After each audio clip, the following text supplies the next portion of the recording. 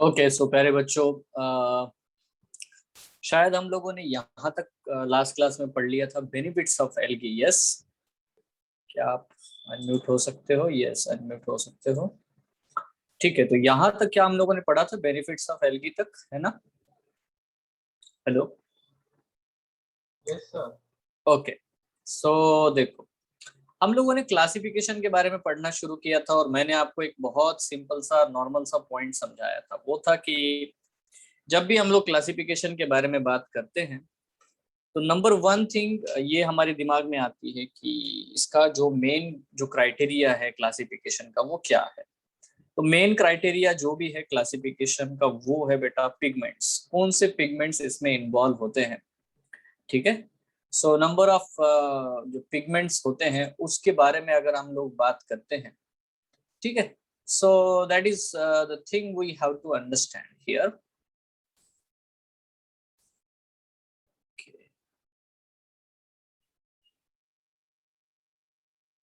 Okay, तो प्यारे बच्चों, यहाँ पे हम लोग नोटिस करते हैं कि जब भी हम लोग ग्रीन एल्गी के बारे में बात करते हैं तो ग्रीन एल्गी यूनिसेलुलर है, कॉलोनियल और फिलामेंटस होती है। हमने लास्ट क्लास में बहुत सारे डिफरेंट टाइप्स इनके बारे में पढ़े हैं। ठीक है, usually grass green due to the pigments chlorophyll A and B यहाँ पे प्रेजेंट होता है। ठीक है, अगर आपको एबीसीडी आती है तो उस हिसाब से हम लोग सिंपली, है ना, सादी बात बोलते हैं कि देखो तीन प्रकार के एल्गी। एक में होता है क्लोरोफिल ए, दूसरे में भी क्लोरोफिल ए और तीसरे में भी, मतलब क्लोरोफिल ए तीनों में भी होता है। बट अगर आप बी सी डी ये यूज करोगे तो ग्रीन एल्गी में क्लोरोफिल बी है, उसके बाद ब्राउन एल्गी में क्लोरोफिल सी है और रेड एल्गी में क्लोरोफिल डी है। ठीक है, तो ये सारे पॉइंट हम लोगों ने शायद लास्ट क्लास में पूरे किए थे। हम लोगों ने क्लोरोफाइसी के बारे में लास्ट क्लास में पढ़ा था, है ना? ओके, सो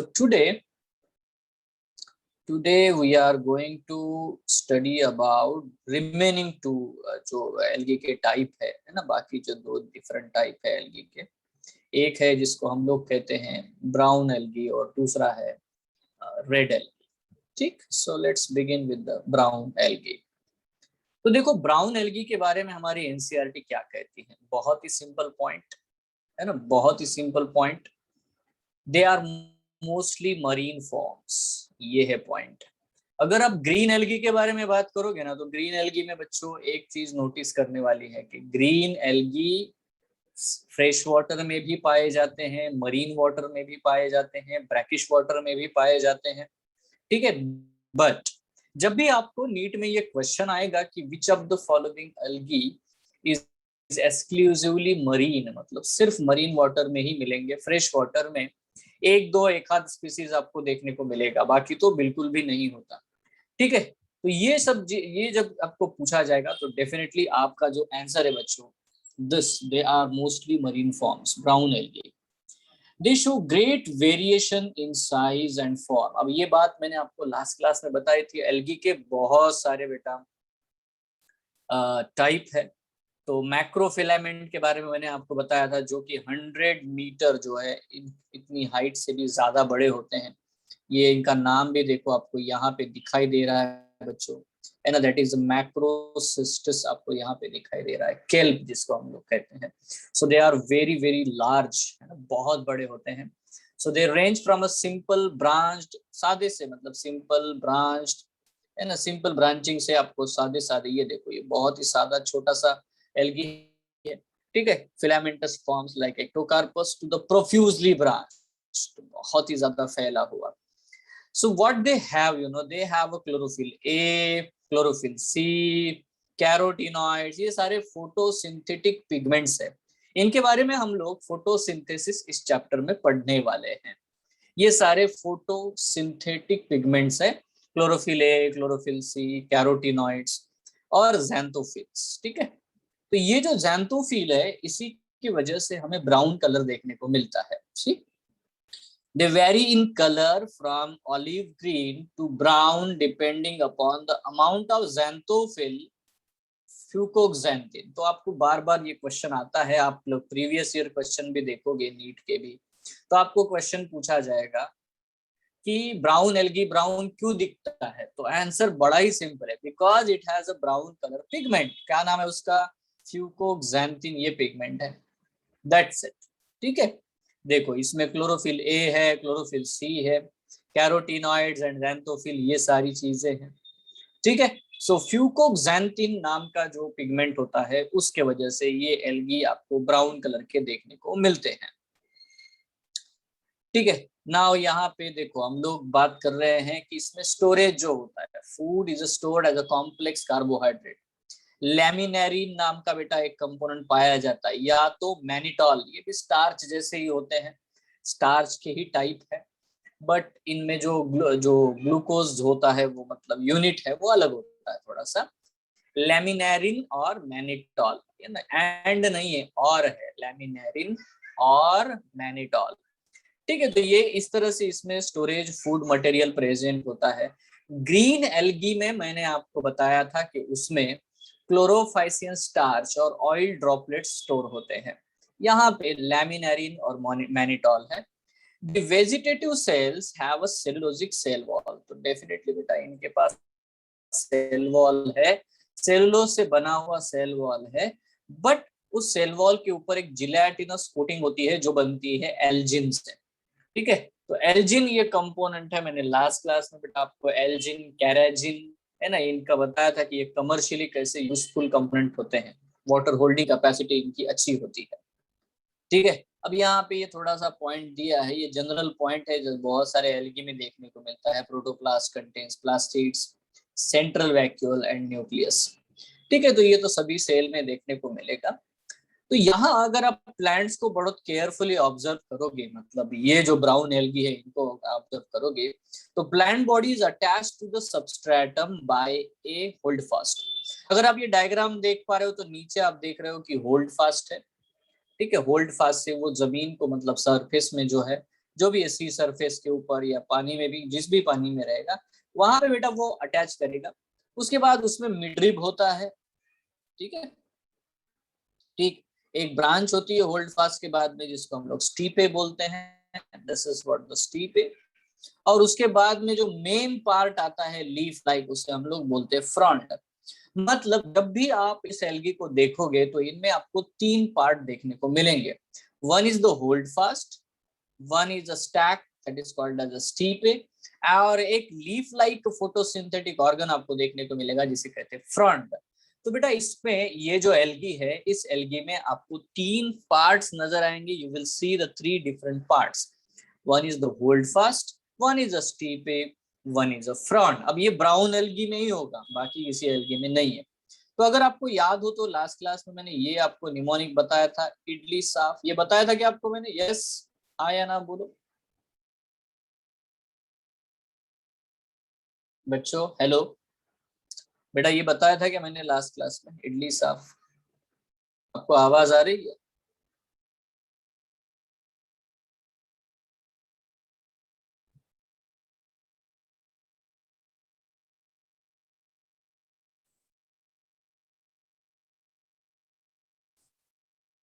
यस, अरे आपको आवाज भी आ रही भी नहीं है? यश, यश, रितेश, किसी को भी आवाज नहीं आ रही है? नहीं सर, आ रही है। आ रही है, तो ये चीज मैंने आपको बताई थी क्या लास्ट क्लास में?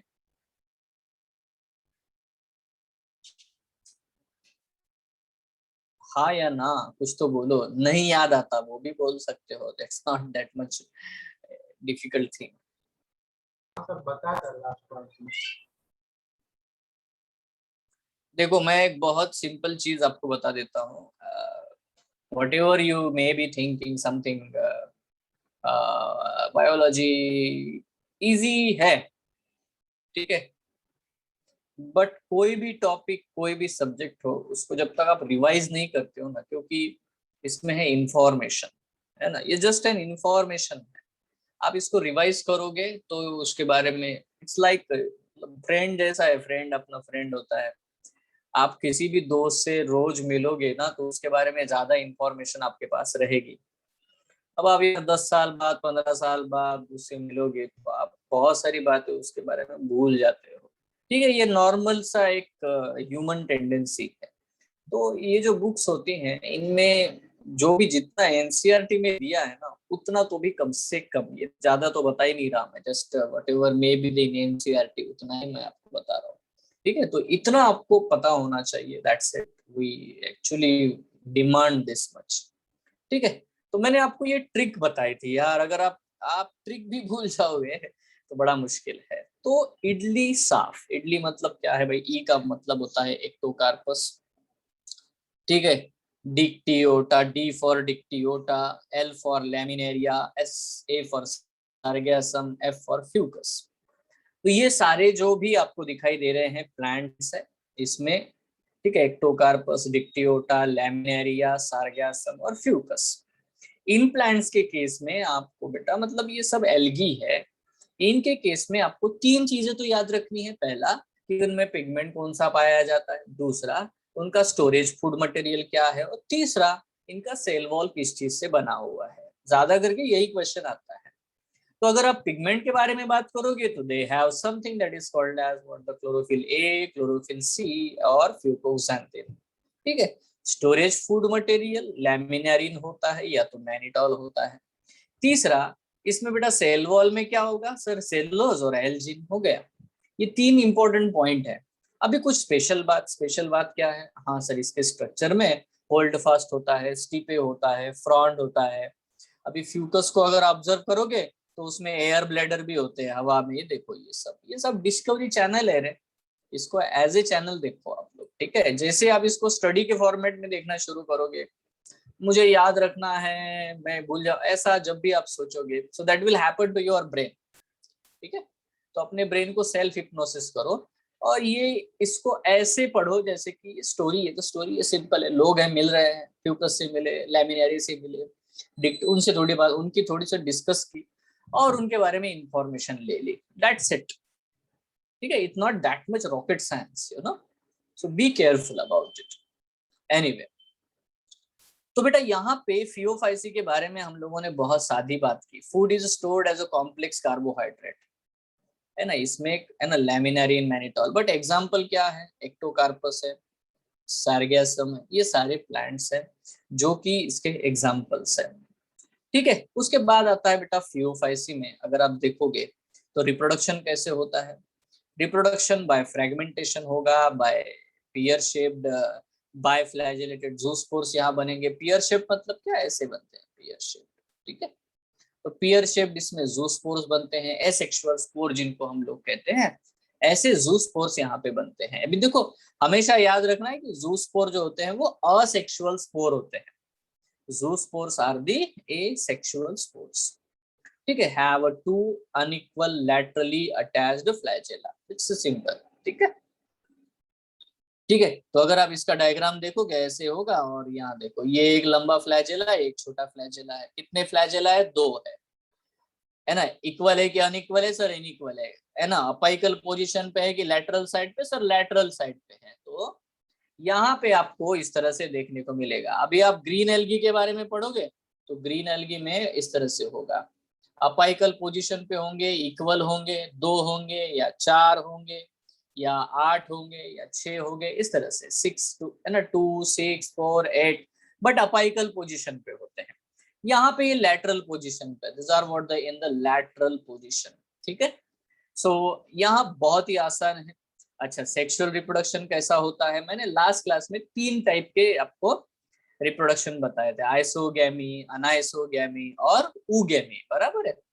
तो इसमें से आपको ये देखने को मिलेगा यूनियन ऑफ गैमेट्स, यहाँ पे आपको ऊगैमस, आइसोगैमी, अनाइसोगैमी, ऊगैमी, तीनों टाइप आपको बेटा इनके केस में आपको देखने को मिलेंगे।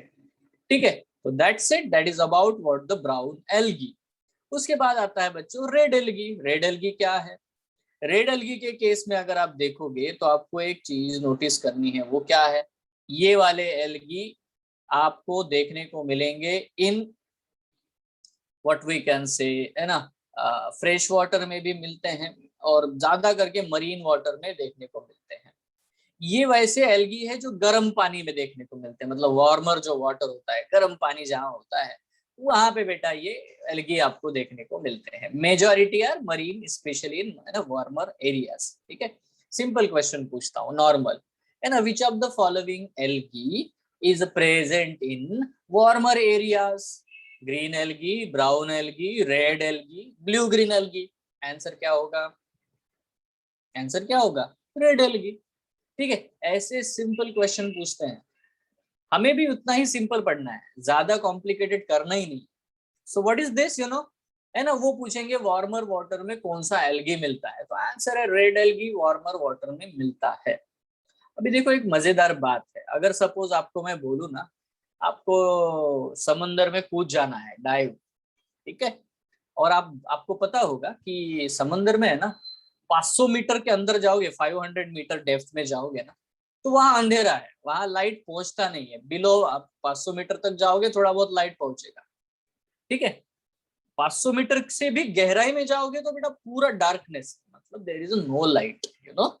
यस, अंडरस्टैंड दिस, ठीक है। तो 500 मीटर तक आपको लाइट पेनिट्रेट होते हुए दिखाई देगा, सोलर लाइट। तो एक और चीज आपको देखने को मिलेगी, वो क्या पता है, जैसे जैसे आप सरफेस से नीचे की तरफ जाओगे, तो ये जो एल्गी है, एल्गी तो बहुत अंदर तक है, ठीक है, इवन अंधेरे में भी है, ठीक है। तो ये जो एल्गी है ना, इनका कलर जो है ज्यादा लाल कलर का होता है, मोर दे बिकम मोर रेडिश, ठीक है। तो जितना आप अंदर जाओगे उतना बेटा वो रेड कलर के दिखाई देंगे, और जितने सरफेस के एल्गी होते हैं ना, वो थोड़े ब्लू कलर के होते हैं, ब्लू रेड, ठीक है। So they occur both well lighted regions close to the surface of water and at a great depths in ocean where relatively little light penetrates। तो वो ऐसी जगह पे भी ग्रो हो रहे हैं जहां पे बहुत कम लाइट, ऐसी धुंधला सा लाइट पहुंचता है, वहां पे भी वो ग्रो होते हैं, बट अपने पिगमेंट्स को बदल देते हैं ताकि वो कम लाइट में भी अपना खाना बना सके, फोटोसिंथेसिस कर सके। क्लियर है क्या? इसको क्या बोलते हैं? इसको बोलते हैं हम लोग गॉडिकॉज इफेक्ट, ठीक है। इसको हम लोग बोलते हैं गॉडिकॉज इफेक्ट, ठीक है। सो देखो ये बहुत ही इंपॉर्टेंट है कि हमें ये समझना है कि क्या एल्गी के colour with the depth of the water बदलते हैं? तो बिल्कुल हाँ, बिल्कुल बदलते हैं, क्योंकि लाइट की अवेलेबिलिटी जो है उसका थोड़ा सा है ना प्रॉब्लम हो जाता है। जितना ज्यादा आप डेप्थ में जाओगे उतना बेटा कम लाइट की वेवलेंथ जो है, मतलब अवेलेबल आपको लाइट मिलेगा। सो एनीवे, नेक्स्ट, यहाँ पे हमें क्या चीज याद रखना है बेटा, most of them are multi cellular, ये सारे मल्टी सेलुलर होते हैं। Some have a complex body organisation, इनमें थोड़ा सा कॉम्प्लेक्स बॉडी ऑर्गेनाइजेशन बाकी एल्गी से थोड़े से बेटा ये ज्यादा है ना कॉम्प्लेक्स होते हैं, ठीक है। अब इनमें स्टोर्ड फूड कौन सा है? The stored food is a floridean starch. देखो यार सिंपल है, उसमें क्लोरोफाइसियन स्टार्च था, अभी जो पड़ा ब्राउन एल्गी में लैमिनेरिन था या मैनिटॉल था, यहाँ फ्लोरिडियन स्टार्च है। आप बायोमोलिक्यूल चैप्टर पढ़ोगे इवन केमिस्ट्री में और बायोलॉजी में, तो उसमें क्या है, आपको एमाइलोपेक्टिन और ग्लाइकोजन ये कंपोनेंट का है ना मॉलिक्यूलर स्ट्रक्चर देखने को मिलेगा। तो इनका मॉलिक्यूलर स्ट्रक्चर जो है ना, अमाइलोपेक्टिन और ग्लाइकोजन, इसका मॉलिक्यूलर स्ट्रक्चर इस स्टार्च से मैच करता है। इसीलिए फ्लोरिडियन स्टार्च अमाइलोपेक्टिन जैसे या ग्लाइकोजन जैसे होते हैं, ऐसा हमारी एनसीईआरटी लिखती है, क्योंकि मॉलिक्यूलर स्ट्रक्चर इनके सेम है, ठीक है। तो बायोमोलिक्यूल चैप्टर में हम लोग अमाइलोपेक्टिन और ग्लाइकोजन एक्चुअली कैसे दिखते हैं इसके बारे में हम पढ़ने वाले हैं। तब हम लोग ये भी बोलेंगे कि हाँ सर, हमने रेड एल्गी में फ्लोरिडियन स्टार्च के बारे में पढ़ा था, जो अमाइलोपेक्टिन या तो ग्लाइकोजन जैसा दिखता है, ठीक है, या जैसा मॉलिक्यूलर स्ट्रक्चर उसका होता है। डन। अभी देखो ये रेड एल्गी रेड क्यों है, ठीक है, इसीलिए देखो इसमें क्लोरोफिल ए प्रेजेंट है, क्लोरोफिल डी प्रेजेंट है, बट इनमें एक पिगमेंट प्रेजेंट होता है जिसको हम लोग बोलते हैं फाइकोइरिथ्रिन। तो जब भी ये क्वेश्चन आएगा कि यार व्हाई दे अपीयर रेड, तो आंसर आपको लिखना है बिकॉज दे हैव फाइकोइरिथ्रिन। जैसे ब्राउन एल्गी ब्राउन क्यों है रे सर, उसमें ब्राउन कलर का पिगमेंट है फ्यूकोक्सैंथिन, इसीलिए।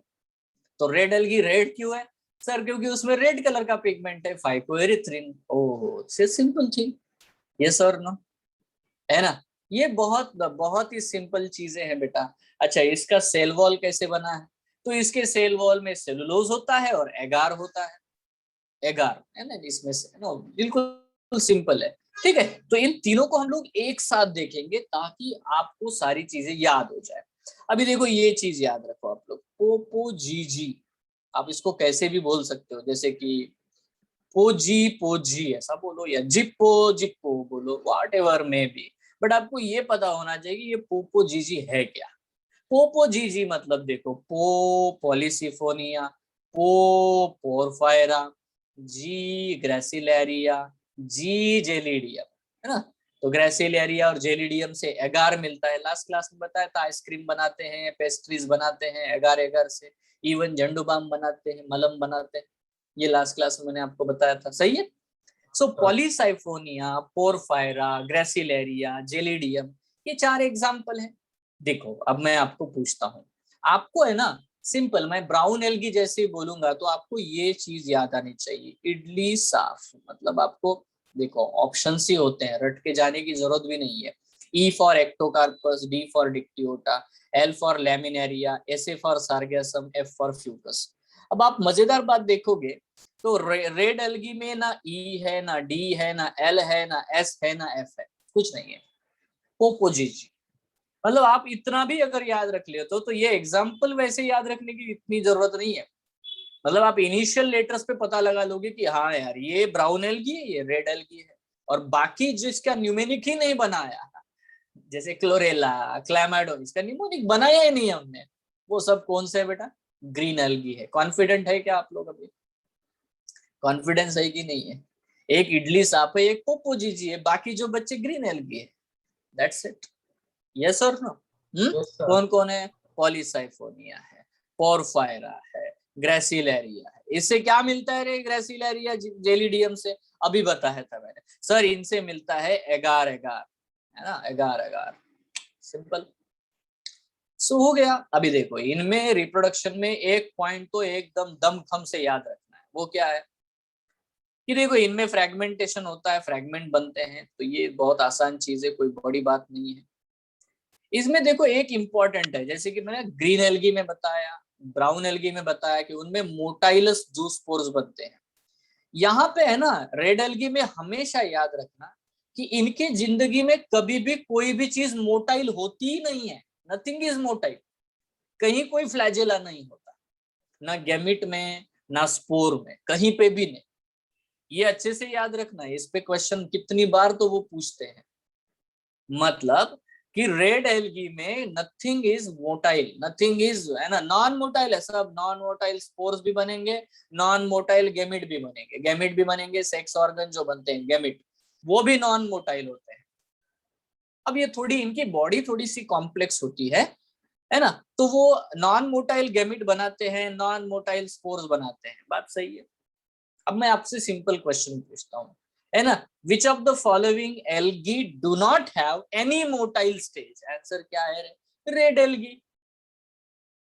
ये सिंपल क्वेश्चंस आते हैं ना बच्चों, तो सिंपल रखो ना अपने ब्रेन को, ज्यादा कॉम्प्लिकेटेड करने की जरूरत क्या है, थोड़ा रिवीजन, खत्म।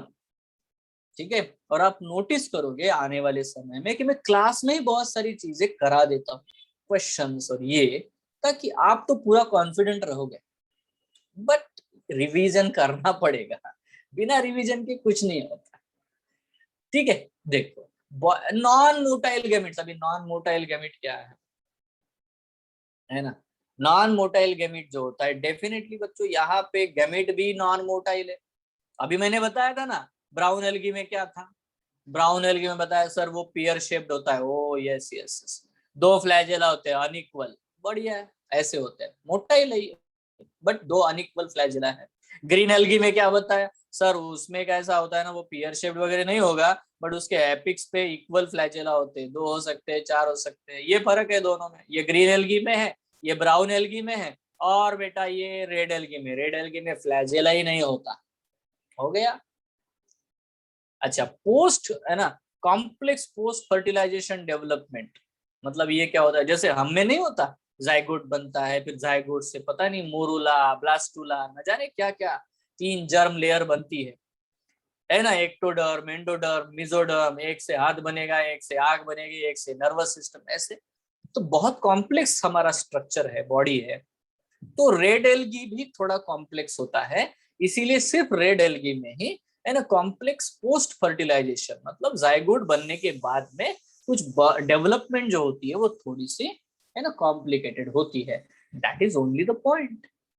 यस, यस और नो। सिंपल है बच्चों, कुछ भी नहीं, बिल्कुल सिंपल, आराम से। ओके, नाउ देखो हम कंपैरिजन करते हैं। क्या क्या कंपैरिजन करते हैं? 3 एल्गी हमने पढ़े, अब हमें याद आ जाएगा कॉमन नेम क्या है भाई। कॉमन नेम ग्रीन एल्गी है, ये ब्राउन एल्गी है, ये रेड एल्गी है। बहुत बढ़िया। मेजर पिगमेंट्स क्या है? देखो sir A B C D हमें भी आती है, ठीक है, तो A B, A C, A D.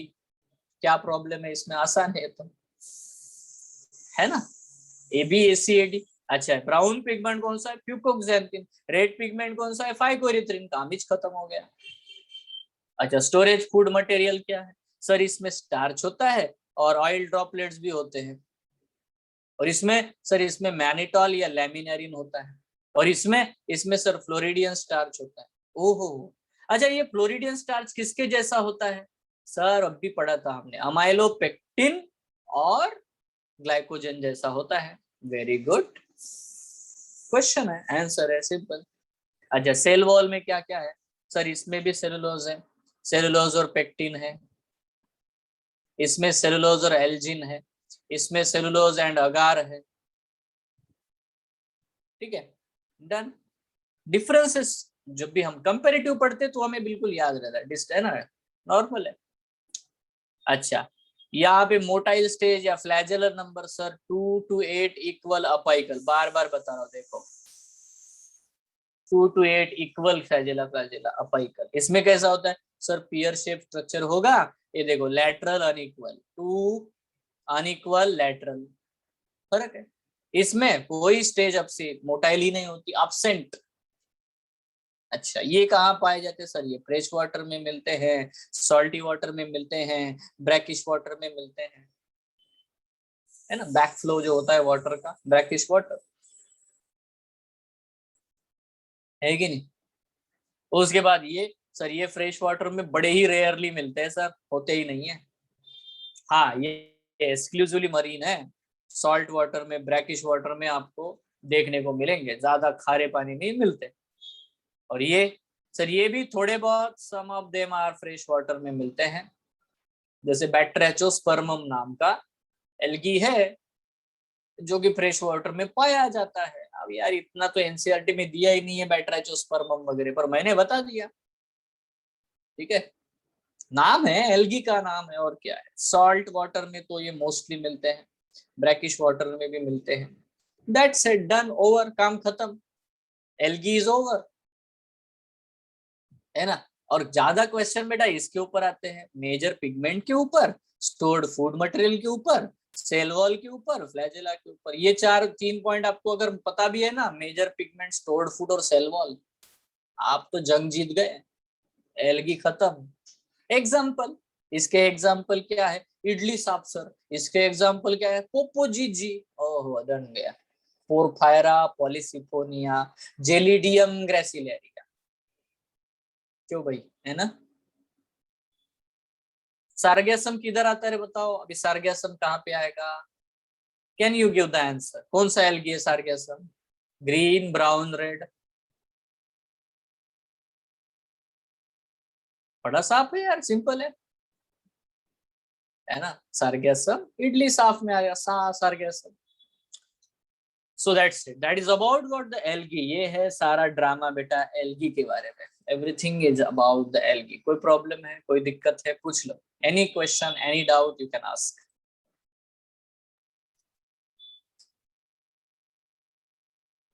आगे बढ़े। तो प्यारे बच्चों, इसके बाद में देखो हम प्लांट किंगडम पढ़ रहे हैं। मैंने कहा था प्लांट किंगडम में हम लोग क्या क्या पढ़ते हैं। प्लांट किंगडम में हम लोग पढ़ते हैं एल्गी, फिर पढ़ेंगे ब्रायोफाइट्स, और फिर आएगा टेरिडोफाइट, और फिर आएगा जिम्नोस्पर्म, और फिर आ जाएगा एंजियोस्पर्म्स। ठीक है। तो बेटा आपका फोकस चाहिए, आपको आपको ये बात याद आनी चाहिए कि मैंने आपको 3 प्रकार के लाइफ साइकिल बता के रखे हुए हैं। मैंने एल्गी के लिए हैप्लॉन्टिक लाइफ साइकिल बोला है, मैं ब्रायोफाइट के लिए बोलता हूँ हैप्लोडिप्लॉन्टिक लाइफ साइकिल। ब्रायोफाइट के लिए हैप्लोडिप्लॉन्टिक लाइफ साइकिल, और मैंने पढ़ाया है आपको, पहले क्लास में भी बताया, दूसरे क्लास में भी रिवीजन करके बताया है।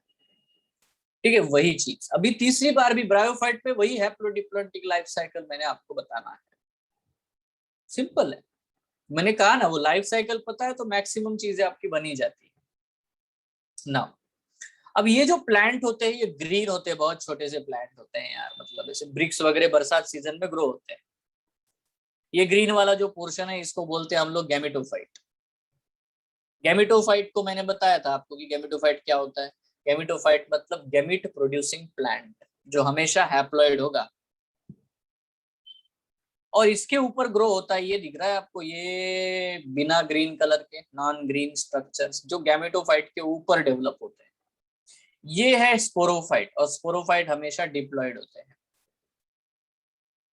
ठीक है, तो ऐसे छोटे छोटे, बहुत छोटे छोटे ऐसे ईंटों के ऊपर, मतलब आप पहाड़ी रीजन में घूमने जाओ, ऊटी में, मसूरी, वहां जाओ, देखिए ना एकदम ठंडी जगह पे, वहां पे बेटा ये छोटे छोटे पौधे आपको बिल्कुल देखने को मिलेंगे, बढ़िया ग्रीन बना देते एकदम मैट। आप स्विट्जरलैंड जाओगे, स्विट्जरलैंड है ना, वहां जाओगे तो आपको देखने को मिलेंगे एकदम खूबसूरत, एकदम ग्रीन, आपको ग्रास दिखती है, ग्रास नहीं है बेटा, वहां है ना, ये होते हैं वहां पे। एकदम ग्रीन ऐसे छा जाते, पूरी परत बना देते, layer of green, beautiful. Yes, है ना। सो एनीवे, यहाँ नोटिस करने वाला मुद्दा ये है कि हमें अब इसके बारे में पढ़ना है। दिखने में ठीक है सर, ग्रीन दिखते, पर अभी पढ़ना है ना, है ना। तो देखो यहाँ मुद्दा आता है, जैसे देखो ब्रिक्स के ऊपर है, इवन पेड़ों के ऊपर है, ऐसे बहुत ही बढ़िया एकदम, है ना, खूबसूरत से प्लांट पौधे जो होते हैं बेटा, ये हमेशा एम्फीबियंस कहलाए जाते हैं, क्योंकि इनके रिप्रोडक्शन में पानी चाहिए यार, बिना वाटर के इनका फर्टिलाइजेशन हो ही नहीं सकता। So they need water for the sexual reproduction, पानी चाहिए, इसलिए इनको हम लोग amphibians of the plant kingdom कहते हैं। क्या कहते हैं इनको हम लोग? Amphibians of the plant kingdom ऐसा कहते हैं, क्योंकि इनको पानी चाहिए, they need water for their fertilisation. ठीक है, पानी चाहिए इसीलिए।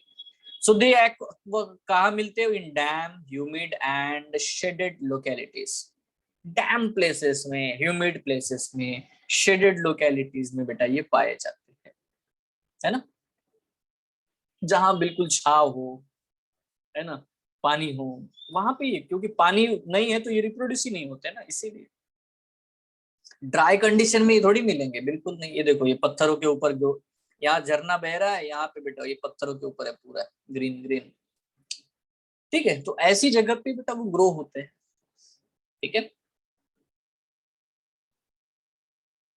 अब देखो स्ट्रक्चर देखोगे ना, अब इसमें दो पार्ट है यार। एक क्या है, निचला वाला पोर्शन, पोर्शन को क्या कहा मैंने? गैमेटोफाइट, बराबर है। ऊपर वाला पोर्शन क्या है बेटा? स्पोरोफाइट। अच्छा, मैं दो चीजें बार बार बता रहा हूँ। गैमेटोफाइट का क्या मतलब है?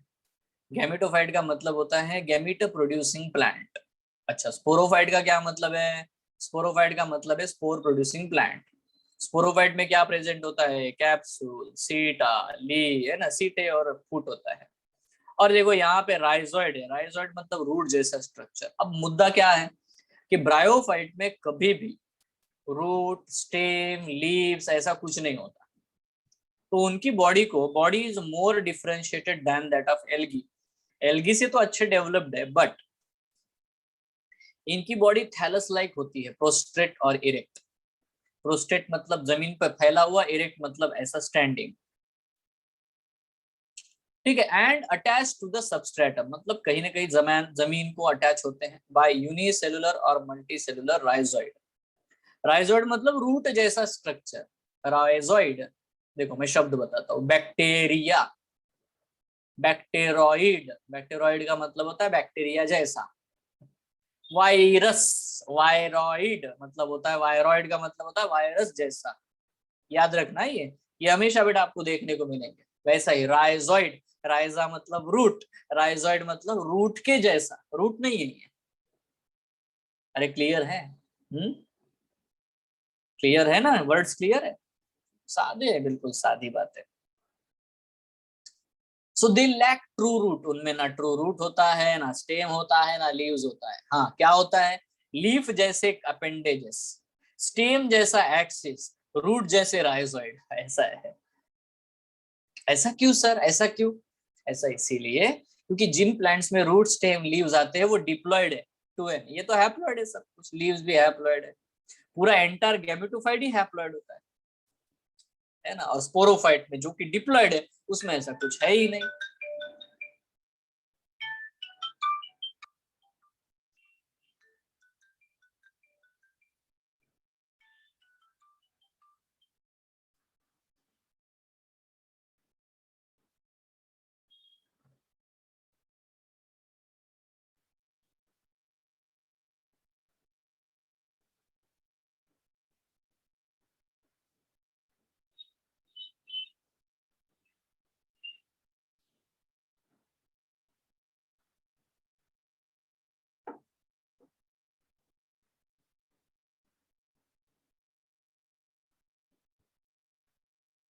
ठीक है,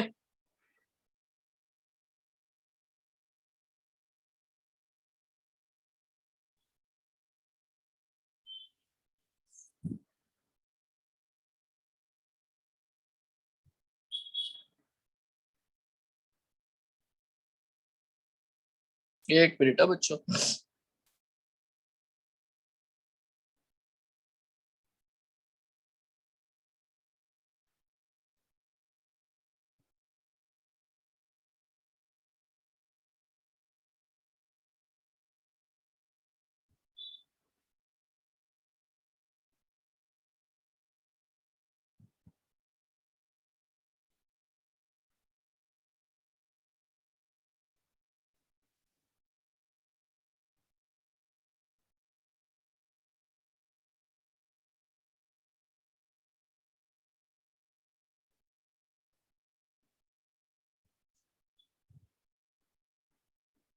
ओके, तो देखो ये बहुत ही सिंपल है मेरे प्यारे बच्चों। यहाँ पे आप नोटिस कर सकते हो, they lack true roots, stem और leaves.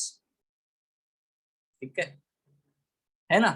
So they lack true root, stem और लीव्स। यहाँ तो देखो है ना, ट्रू रूट्स और स्टेम और लीव्स ये सारी चीजें जो है वो absent है।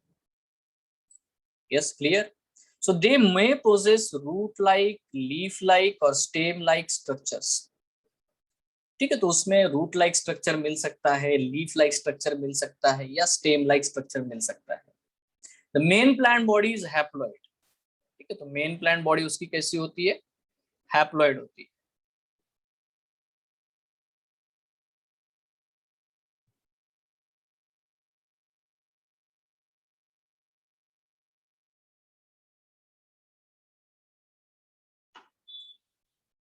ठीक है, तो मेन प्लांट बॉडी बेटा हैप्लॉइड है। और जब हम लोग बात करते हैं मेन प्लांट बॉडी अगर हैप्लॉइड है, ठीक है, तो इसका सीधा मतलब क्या है बेटा? They may possess root like, leaf like और स्टेम लाइक स्ट्रक्चर। है ना, हो सकता है वो रूट लाइक हो, स्टेम लाइक हो, या लीफ लाइक स्ट्रक्चर आपको देखने को मिलता है।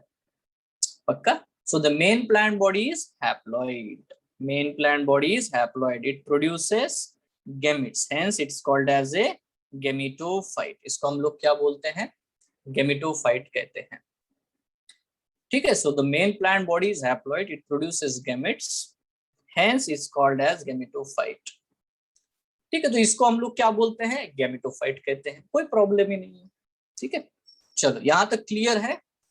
डाउट पूछो, डाउट पूछो बच्चों। जो भी नहीं आ रहा है रिपीट करने को बोलो, जो भी आप बोलोगे तो ही सब कुछ बढ़िया होगा। यस। तो बेटा हमने इसके बारे में पढ़ा, मैंने आपको पहली क्लास में एक चीज छोटी सी बता के रखी है, और वो क्या है कि जब हम लोग गैमेटोफाइट के बारे में बात करते हैं, when we talk about the gametophyte, तो गैमेटोफाइट और स्पोरोफाइट इसमें डिफरेंस है। गैमेटोफाइट मतलब वो प्लांट बॉडी जो गैमेट प्रोड्यूस करती है, स्पोरोफाइट मतलब वो प्लांट बॉडी जो कि स्पोर प्रोड्यूस करती है। ठीक है, गैमेटोफाइट मतलब वो प्लांट बॉडी जो कि गैमेट प्रोड्यूस करती है, स्पोरोफाइट मतलब वो प्लांट बॉडी जो कि स्पोर प्रोड्यूस करती है। क्लियर? ठीक है, तो यहाँ नॉर्मल है, गैमेटोफाइट मतलब वो प्लांट बॉडी गैमेट प्रोड्यूस करेगी, स्पोरोफाइट मतलब वो प्लांट बॉडी वो स्पोर प्रोड्यूस करेगी। अब क्वेश्चन आता है सर गैमेट कैसे प्रोड्यूस करेगी? तो आंसर है गैमेटोफाइट गैमेट प्रोड्यूस करेगी by the sex organs. Correct है। सो देखो गैमेटोफाइट ये जो प्लांट बॉडी होती है, in the sex organs in bryophytes are multi cellular. इनमें जो सेक्स ऑर्गन्स होते हैं वो मल्टी सेलुलर है। एल्गी में कैसे थे? यूनिसेलुलर, सिंगल सेल का उसमें होता है सेक्स ऑर्गन। यहाँ पे multi cellular sex organ produce होते हैं ऑन द गैमेटोफाइट। अबे हमारे एनसीईआरटी में मर्केंशिया नाम का एक एग्जांपल दिया है, और ये जो मर्केंशिया नाम का जो एग्जांपल दिया है उसमें बेटा इस तरह से फीमेल थैलस मेल थैलस दिया हुआ है। ठीक है, एक मेल प्लांट बॉडी अलग है, फीमेल प्लांट बॉडी अलग है। मेल प्लांट बॉडी के ऊपर फीमेल प्लांट बॉडी के ऊपर फीमेल सेक्स ऑर्गन डेवलप हो रहे हैं, मेल प्लांट बॉडी के ऊपर मेल सेक्स ऑर्गन डेवलप हो रहे हैं। ठीक है, फीमेल सेक्स ऑर्गन को हम लोग कहते हैं आर्किगोनिया, मेल सेक्स ऑर्गन को हम लोग कहते हैं एंथ्रीडियम। सो मेल सेक्स ऑर्गन जो है वो एंथ्रीडियम है, प्रोड्यूसेस बाइफ्लैजेलेटेड एंथेरोजॉइड्स। मतलब एंथ्रोजॉइड मतलब बच्चों मेल गैमेट, एंथ्रोजॉइड का मतलब क्या है? Male gamete. Female sex organ is a flask shape and produces a single egg. ठीक है, is a flask shape and produces a single egg. तो फीमेल सेक्स ऑर्गन को हम लोग आर्किगोनियम कहते हैं, और बेटा वो एक फीमेल गैमेट को प्रोड्यूस करता है। फीमेल गैमेट मतलब ही एक सेल। ठीक है, तो male gamete as well as what the female gamete जो है, ठीक है, male gamete as well as what the female gamete जो है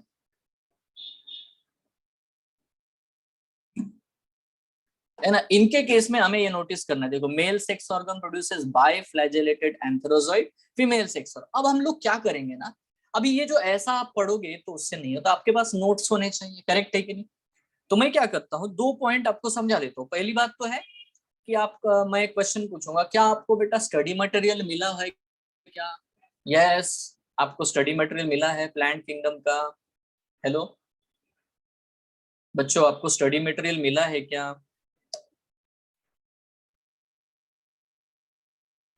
हाँ या ना, कुछ तो बोलो रे।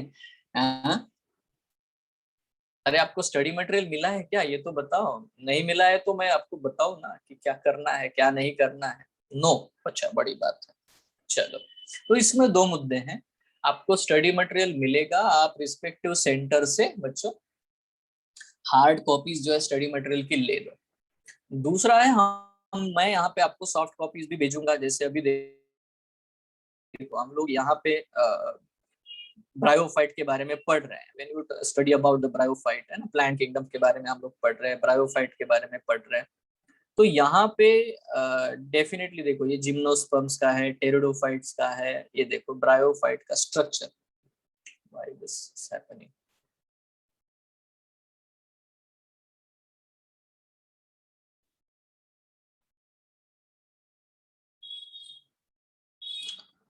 नहीं, इट विल टेक टाइम। हाँ मतलब देखो जो मैं यहाँ पे अभी, है ना, अभी आपको शेयर करूंगा, आपको दिखाऊंगा मैं वन बाय वन। एक सिंपल सा मुद्दा है बच्चों, है ना। मैं आपको असाइनमेंट भी दूंगा इसके बाद में।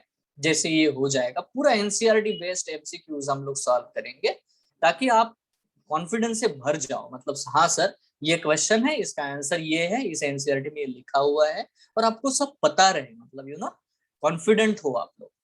तो अगर ऐसा हो ना, तो ये बेटा आपकी अच्छी से तैयारी होगी, है कि नहीं? तो you will be best student for this. हाँ सर मेरे को आता है, ये सब आपके साथ होगा। ठीक है। So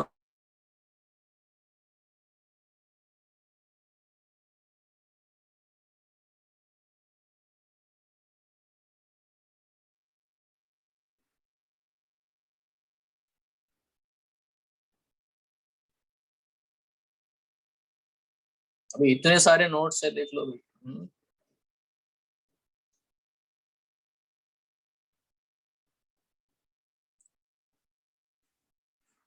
okay.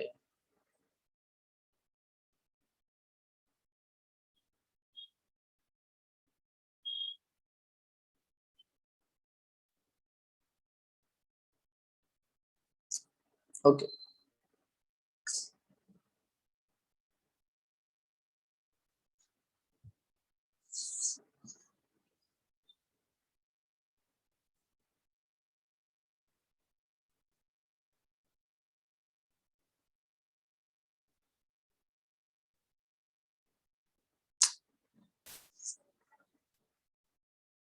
सो जब तक ये लोड हो देख लेते हम लोग तक यहाँ पे। ओके, तो मैंने यहाँ बहुत सिंपल मुद्दा यहाँ पे आपको बताया, गैमेटोफाइट प्लांट बॉडी मतलब ऐसी प्लांट बॉडी होती है। अब मैं एक शब्द आपको समझाना चाहूंगा, ठीक है। देखो वर्ड बहुत सिंपल है, अगर आप लिख भी रहे हो तो देखो यहाँ पे मैं वर्ड लिखता हूँ मोनोएशियस, और दूसरा शब्द बेटा डायोएशियस, ठीक है। आराम से, हाँ बिल्कुल शांति से, और सब पूछ लो अगर नहीं आया तो। मोनोएशियस और डायोएशियस दो वर्ड है।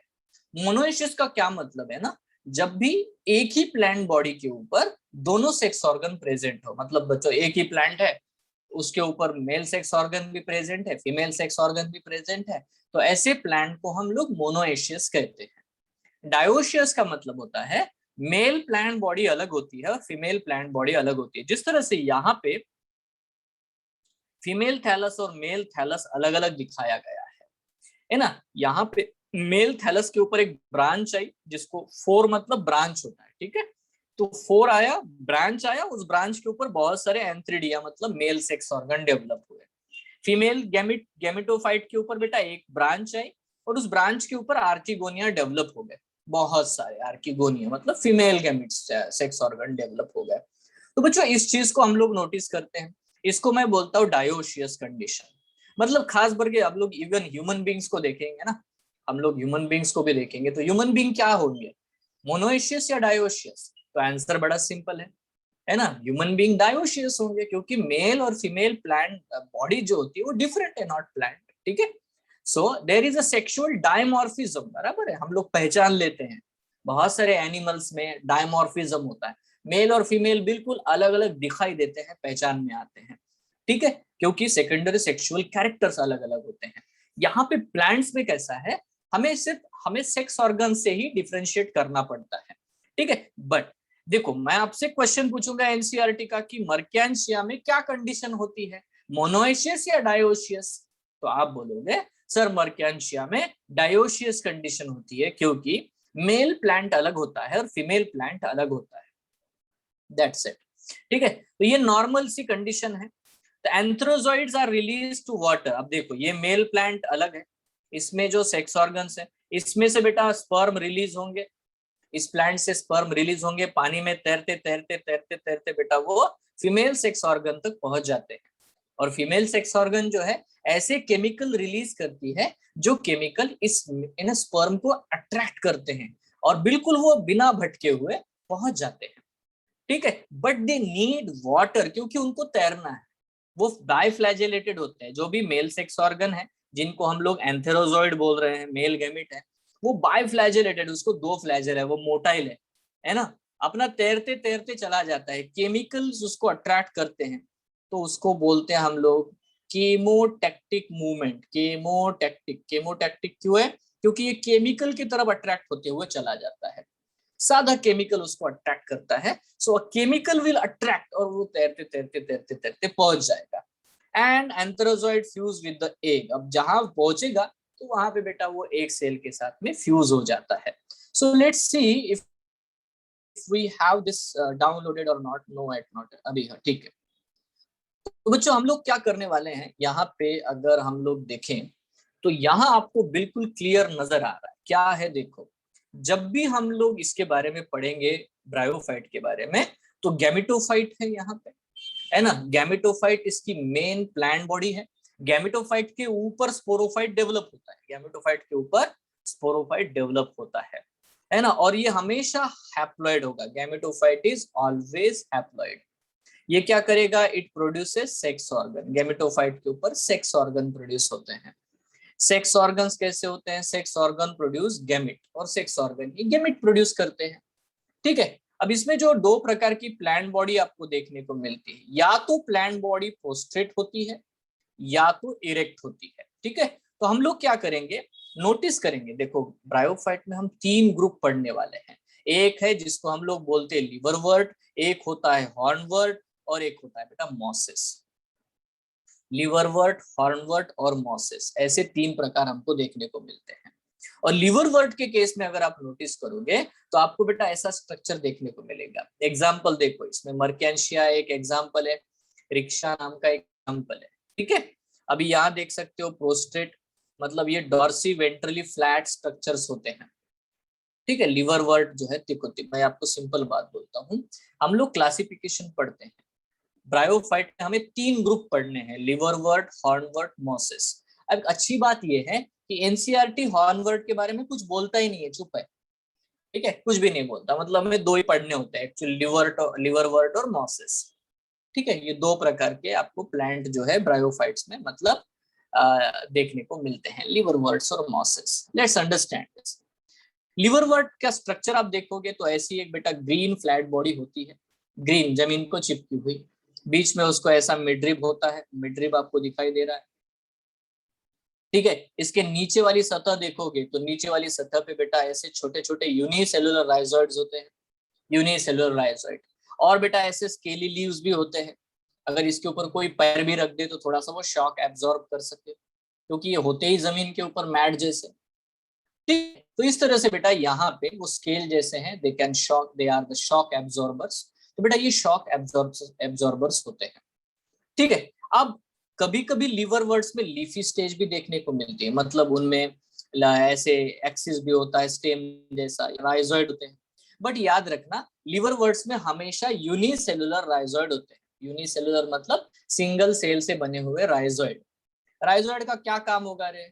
Attachment to the substratum, mineral को एब्जॉर्ब करना, वाटर का जो रूट का काम होता है वो राइजोइड का काम है ना। लीफी अपेंडेजेस ग्रीन होते हैं तो वो फोटोसिंथेसिस करते हैं, बट ये लीफी अपेंडेजेस 2 रोज में अरेंज है, देखो इधर एक रो है और इधर एक रो है, तो they are arranged in the 2 rows, ठीक है, 2 रोज में वो अरेंज होते हैं लीफी अपेंडेजेस।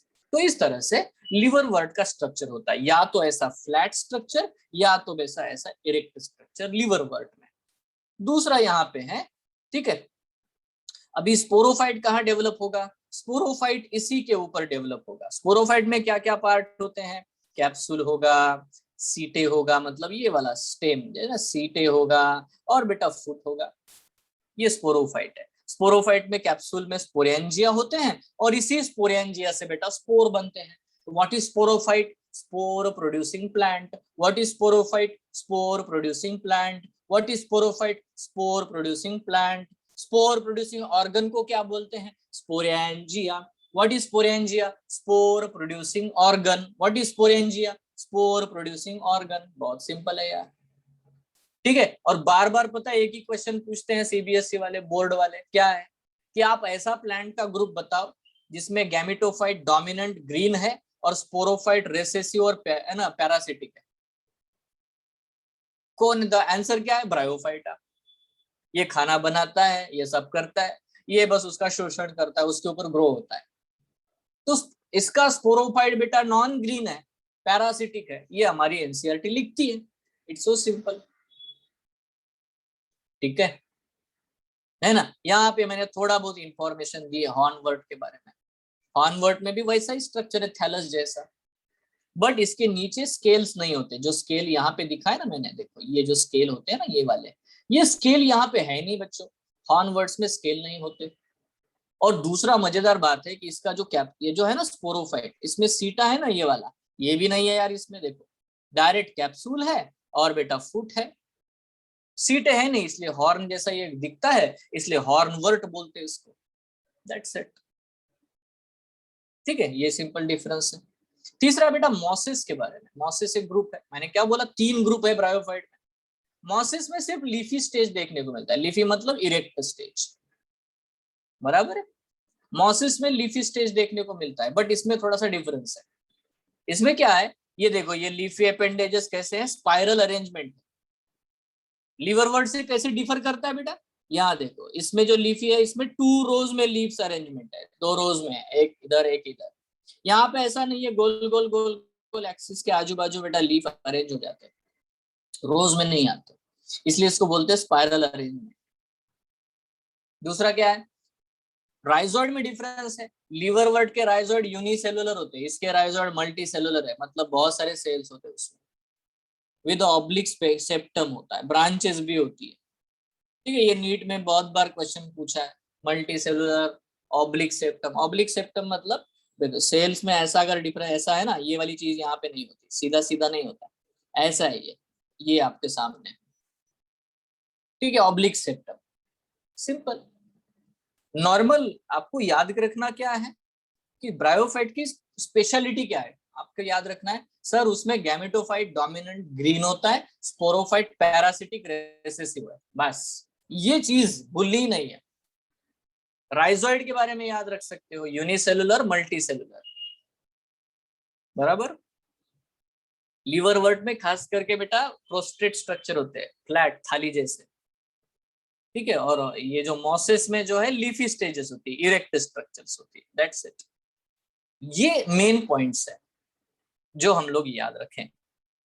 भी सेक्स ऑर्गन्स कैसे होते भाई इनके, मल्टी सेलुलर होते हैं, एल्गी में यूनिसेलुलर था, और जैकेटेड कोटिंग होता है। मेल सेक्स ऑर्गन को क्या बोलते हैं, एंथ्रेडियम।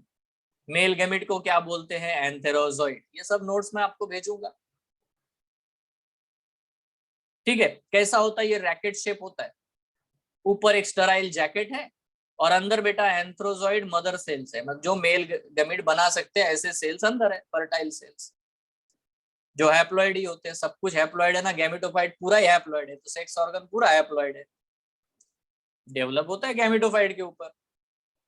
तो मेल गैमेट बच्चों, मेल गैमेट जो है वो होते हैं बायफ्लैजेलेटेड हैप्लॉइड, ठीक है, सिंपल। अच्छा, फीमेल सेक्स ऑर्गन कैसा है, female sex organ flask shape जैसा होता है। फ्लास्क शेप जैसा होता है मतलब इसमें है ना, ये देखो आपको एक ऐसा नेक दिखाई देगा, ये है नेक, और ये जो होता है ये फ्लास्क जैसा नीचे गोल है, इसको बोलते हैं vendor, neck as well as vendor.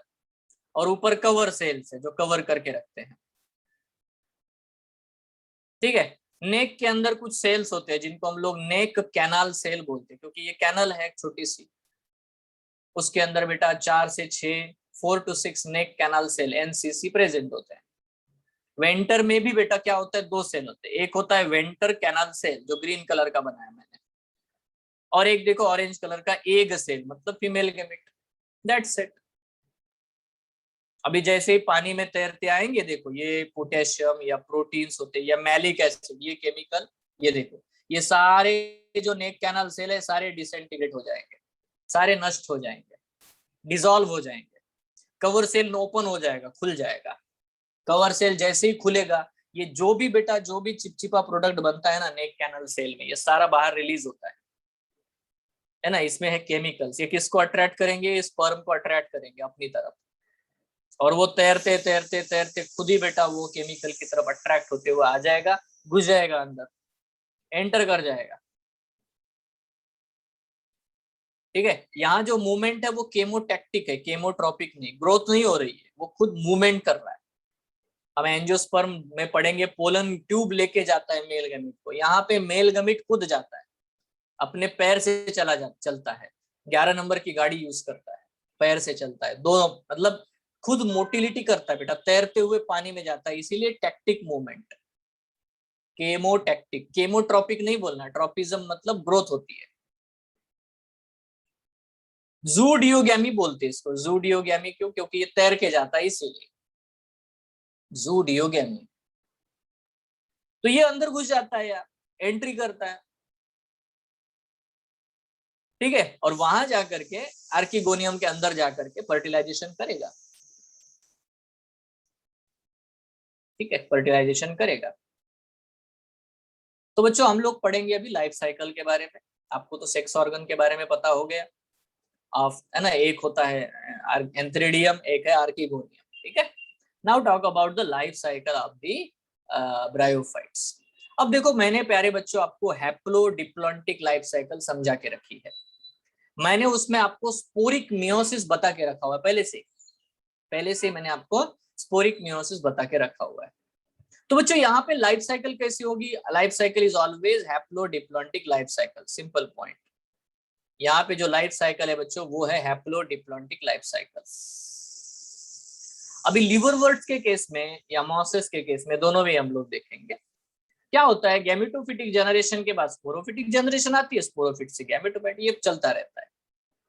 But gametophyte कैसे होते हैं, ऑलवेज हैप्लॉइड।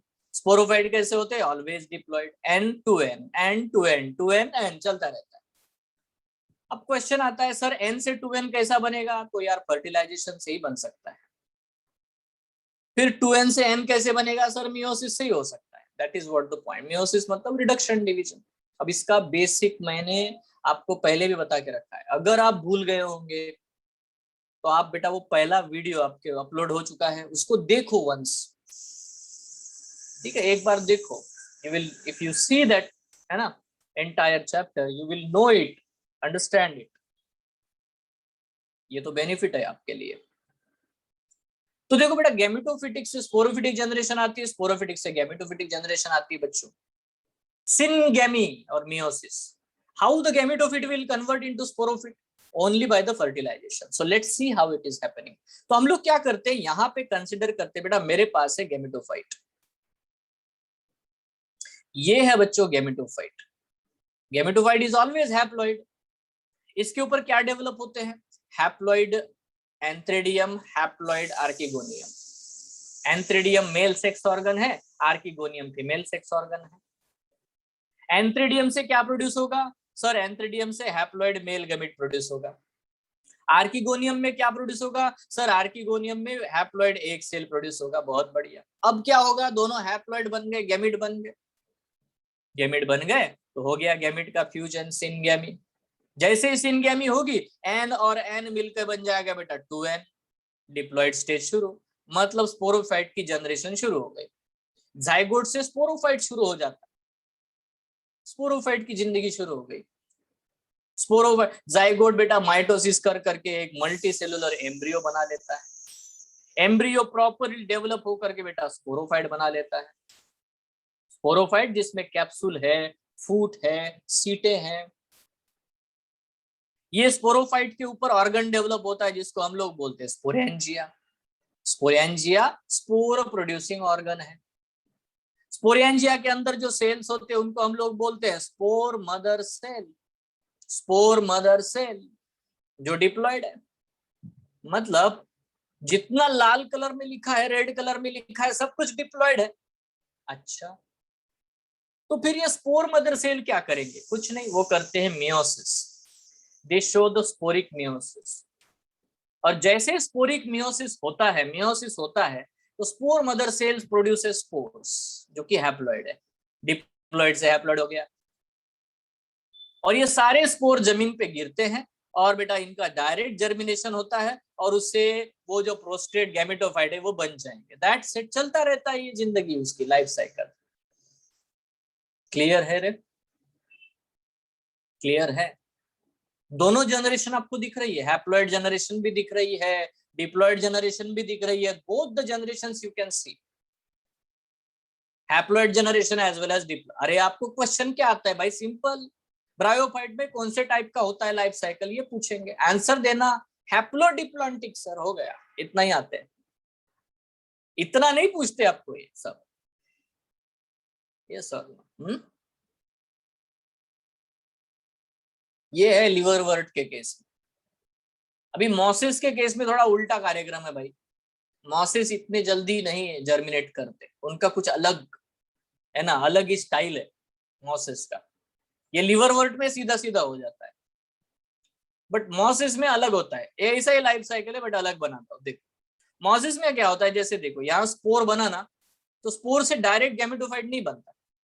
यहाँ पे क्या होता है, गैमेटो, यह जो स्पोर बनता है ना, स्पोर जो हैप्लॉइड बना है ना, उससे पहले एक ऐसे धागे जैसा स्ट्रक्चर बनता है, ग्रीन, जर्मिनेट हो गया, उसको बोलते हैं प्रोटोनेमा। अब प्रोटोनेमा हैप्लॉइड ही होगा ना, क्योंकि स्पोर से बना है। ये रेंगने वाला है, क्रिपिंग, ग्रीन होता है, ब्रांचेस होती है, फिलामेंटस, धागे जैसा है। ठीक है, इसके टुकड़े टुकड़े हो जाते हैं, फ्रैगमेंटेशंस। इन फ्रैगमेंट्स के ऊपर बेटा लेटरल बर्ड्स भी डेवलप होती है, ऐसे बर्ड डेवलप होते हैं लेटरल साइड में, आजू बाजू में। ठीक है, अब ये जो नए, इससे बेटा ये जो फ्रैगमेंट्स है उससे नए प्रोटोनेमा बनते हैं, इनको सेकेंडरी प्रोटोनेमा बोलते हैं। तो ये वाले क्या हो गए बेटा, प्राइमरी प्रोटोनेमा। जो पहले बने वो प्राइमरी प्रोटोनेमा, जो स्पोर से बने वो प्राइमरी प्रोटोनेमा, और जो बाद में फ्रैगमेंट से बनते हैं, बर्ड से बनते हैं, वो सेकेंडरी प्रोटोनेमा। बाद में ये सेकेंडरी प्रोटोनेमा बोलो, या तो बेटा लैटरल बर्ड्स बोलो, इनके वजह से बेटा नया प्लांट बॉडी डेवलप होता है जो कि लीफी स्टेज डेवलप होगा। मतलब इसकी जिंदगी में, मॉसेस की जिंदगी में इनडायरेक्ट जर्मिनेशन होता है। कैसा जर्मिनेशन होता है बेटा? इनडायरेक्ट। पहले प्रोटोनेमा स्टेज आती है, बाद में बेटा लीफी स्टेज आती है। मच्छर की जिंदगी में नहीं होता क्या? पहले लार्वी बनता है, लार्वी के बाद में एडल्ट आता है, बराबर? Excuse me. हमारी जिंदगी में ऐसा होता है क्या? नहीं।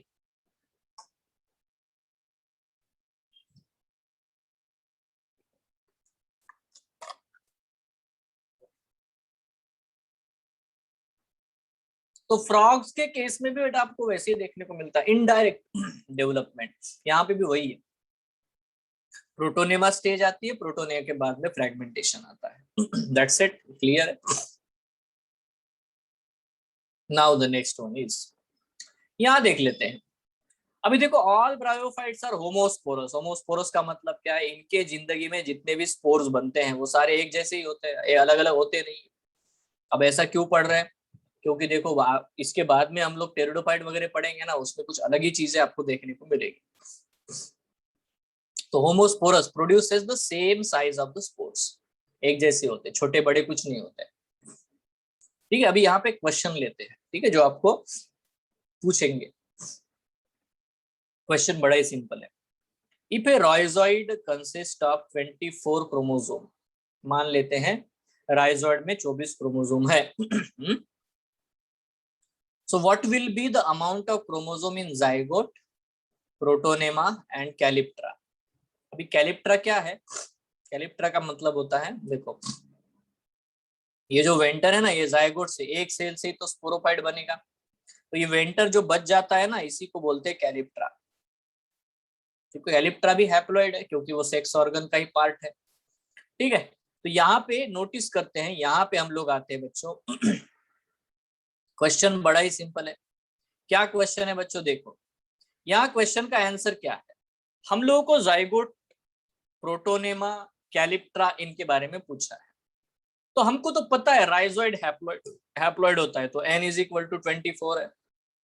राइजोइड हैप्लॉइड होता है, ये हमें पता है, क्योंकि वो गैमेटोफाइट का पार्ट है। तो n इज इक्वल टू 24 है। ठीक है, प्रोटोनेमा भी हैप्लॉइड होता है, तो उसमें भी 24 ही क्रोमोसोम होंगे। बट जाइगोट डिप्लॉइड होता है, तो बेटा उसमें 48 क्रोमोसोम होंगे, क्योंकि 2n कंडीशन है। कैलिप्ट्रा बेटा क्योंकि हैप्लॉइड होता है, तो उसमें भी 24 ही होंगे, क्योंकि राइजोइड में हैप्लॉइड है। स्पोर मदर सेल सब पूछ लेते सपोज, तो बेटा वो स्पोर मदर सेल तो डिप्लॉइड होता है, जो भी रेड कलर में लिखा है वो सब डिप्लॉइड है। तो स्पोर मदर सेल डिप्लॉइड होता है, तो बेटा स्पोर मदर सेल में, मतलब देखो हैप्लॉइड या डिप्लॉइड इतना ही होगा। बस आपको ये पता होना चाहिए कि कौन सी पार्ट हैप्लॉइड है, कौन सा पार्ट डिप्लॉइड है। प्रोटोनेमा हैप्लॉइड है, गैमेटोफाइट हैप्लॉइड है, सेक्स ऑर्गन्स हैप्लॉइड है, गैमिट्स हैप्लॉइड है, zygote, embryo, sporophyte, sporangia, spore mother cell ये डिप्लॉइड है। ठीक है, इज इट क्लियर? है ना? तो what is calyptra? Calyptra is a protective coating of a sporophyte developed from the venter of the archegonium. तो sporophyte को प्रोटेक्ट करने वाला होता है। ठीक है, नॉर्मल है, बहुत सिंपल है। अभी देखो लिवर वर्ट के बारे में अगर आप बात करोगे, in case of the liverwort अगर आप देखोगे तो स्पोर्स रिलीज होते हैं। स्पोरें है ना, ये देखो ये स्पोरेंजिया है, ये स्पोरेंजिया का वॉल है, कैप्सूल वॉल है, और इसके अंदर बहुत सारे स्पोर्स है। पर ये स्पोर्स रिलीज कैसे होंगे, बाहर कैसे निकलेंगे? तो इनके अंदर कुछ सेल्स है जिनको हम लोग बोलते हैं इलेटर्स। इलेटर्स में हाइग्रोस्कोपिक पावर होता है, वो पानी को एब्जॉर्ब कर लेते हैं, फूल जाते हैं, फूलते हैं, तो ये दीवार जो होती है, वॉल होती है, उसके ऊपर प्रेशर एक्सर्ट करते हैं, और प्रेशर एक्सर्ट करेंगे तो वॉल जो है फूट जाएगा, और फूटेगा तो सारे स्पोर्स रिलीज होंगे, हो गया, फिर जर्मिनेट करेगा वो। तो आपको क्वेश्चन बस इतना पूछते हैं कि इलेटर्स क्या होते हैं, दैट्स इट। What is इलेटर्स? इलेटर्स ऐसे सेल है जो स्पोर्स को डिस्पर्स करने में मदद करते हैं, स्पोर को बाहर निकलने में मदद करते हैं, सिंपल। बट ये सिर्फ लिवर वर्ट में ही देखने को मिलते हैं। हॉर्न वर्ड्स में उनको ही हम लोग स्यूडो इलेटर्स बोलते हैं, झूठ मूठ के इलेटर्स, उसका थोड़ा अलग नाटक होता है। बस इतना याद रख सकते हो आप लोग। बट इलेटर्स याद रखो बस, इलेटर्स इफ यू रिमेम्बर इनफ। अब हमारी एनसीईआरटी एक बड़ा अजीब सा स्टेटमेंट लिखती है, क्या बोलती है कि मॉसेस जो होते हैं उनका स्पोरोफाइट थोड़ा ज्यादा कॉम्प्लिकेटेड, इलेबोरेट है, लिवरवर्ट से ज्यादा इलेबोरेट है। Sporophyte are more elaborate than the liverwort. बहुत बढ़िया, चलो सही बात है, ठीक है। मॉसेस का जो स्पोरोफाइट है वो सेमी पैरासिटिक होता है, मतलब पूरी तरह से गैमेटोफाइट के ऊपर निर्भर नहीं होता, वो सिर्फ है ना वाटर के लिए निर्भर है, बट खुद का खाना खुद बना लेता है, ठीक है। सेमी पैरासिटिक मॉसेस में, लिवरवर्ट में पूरी तरह से निर्भर है, खाना भी लेता है, पानी भी लेता है, मिनरल भी लेता है, सब लेता है, ठीक है। मॉसेस में थोड़ा सा डेवलप्ड है। अब जो मॉस का स्पोरोफाइट होता है ना, उसमें 3 पार्ट होते हैं, थिका, ओपेरकुलम, एपोफाइसिस, ठीक है, कैप्सूल वाला पार्ट। तो ये स्ट्रक्चर है बेटा उसका। आपको दिखाई दे रहा है यहाँ पे थिका, थिका में बहुत सारे स्पोर्स मौजूद है। ये पूरा स्पोरेंजिया है जिसके अंदर स्पोर्स है। नीचे वाला पार्ट जो है जिसमें स्टोमेटा भी है, इसमें क्लोरोप्लास्ट भी है, उसको बोलते हैं एपोफाइसिस, ये ग्रीन पार्ट है, ये खाना बनाता है। और ऊपर है टोपी, टोपी पहनी है भाई ने, इसको बोलते हैं ओपरकुलम, ठीक है। ये एनुलस के सेल है, ये एनुलस के सेल टूट जाएंगे ना तो टोपी उड़ जाएगी, टोपी उड़ जाएगी तो टोपी उड़ने के बाद अंदर कुछ है ना ऐसे 16 सेल होते हैं, 32 टोटल, ऊपर 16 नीचे 16, इनको बोलते हैं पेरिस्टोमियल टिथ। ये भी इलेटर्स जैसे हाइग्रोस्कोपिक है, ये पानी खींच लेते हैं, एब्जॉर्ब करते हैं, फूलते हैं, सूखते हैं, फूलते हैं, सूखते हैं, और इतना प्रेशर क्रिएट करते हैं कि स्पोरेंजिया फट जाता है, स्पोर्स रिलीज हो जाते हैं। तो बड़ा क्वेश्चन पूछूं मैं, सिंपल, लिवरवर्ट में स्पोर्स को निकलने में कौन मदद करता है? आंसर है इलेटर्स। मॉसेस के केस में स्पोर्स को रिलीज होने में कौन मदद करता है? आंसर है पेरिस्टोमियल टिथ। क्लियर है क्या? 2 क्वेश्चन आएंगे, दोनों के जवाब आपके सामने है। मॉसेस में कौन है बेटा? इलेटर, स्पोर्स को निकालने में मदद करता है, ठीक है। और बेटा सॉरी, लिवरवर्ट्स और मॉसेस में पेरिस्टोमियल टिथ है। So this is very simple, very normal thing. Yes, clear है?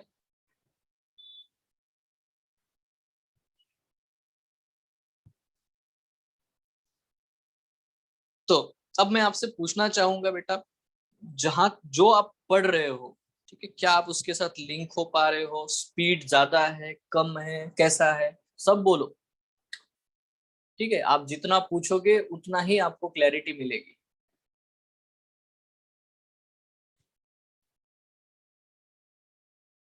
नाउ ये डिपेंड करता है बच्चों कि आपने पहला वाला जो क्लास है ना उसको कितने सही से समझा है, क्योंकि पहला ही क्लास में ये सब चीजें जो है, हैप्लोडिप्लॉइडिक लाइफ साइकिल, कौन कब आएगा, ये मैंने क्लियर किया हुआ है, ठीक है। तो इसीलिए उसको पहले वाले क्लास को आप एक और बार देखो, जब भी आपको मौका मिलेगा, जस्ट सी इट, ठीक है। एकदम से पूरा मत देखो, पहले आधे घंटे का देखो, दूसरे दिन हाफ आवर का देखो, इस तरह से उसको देखो।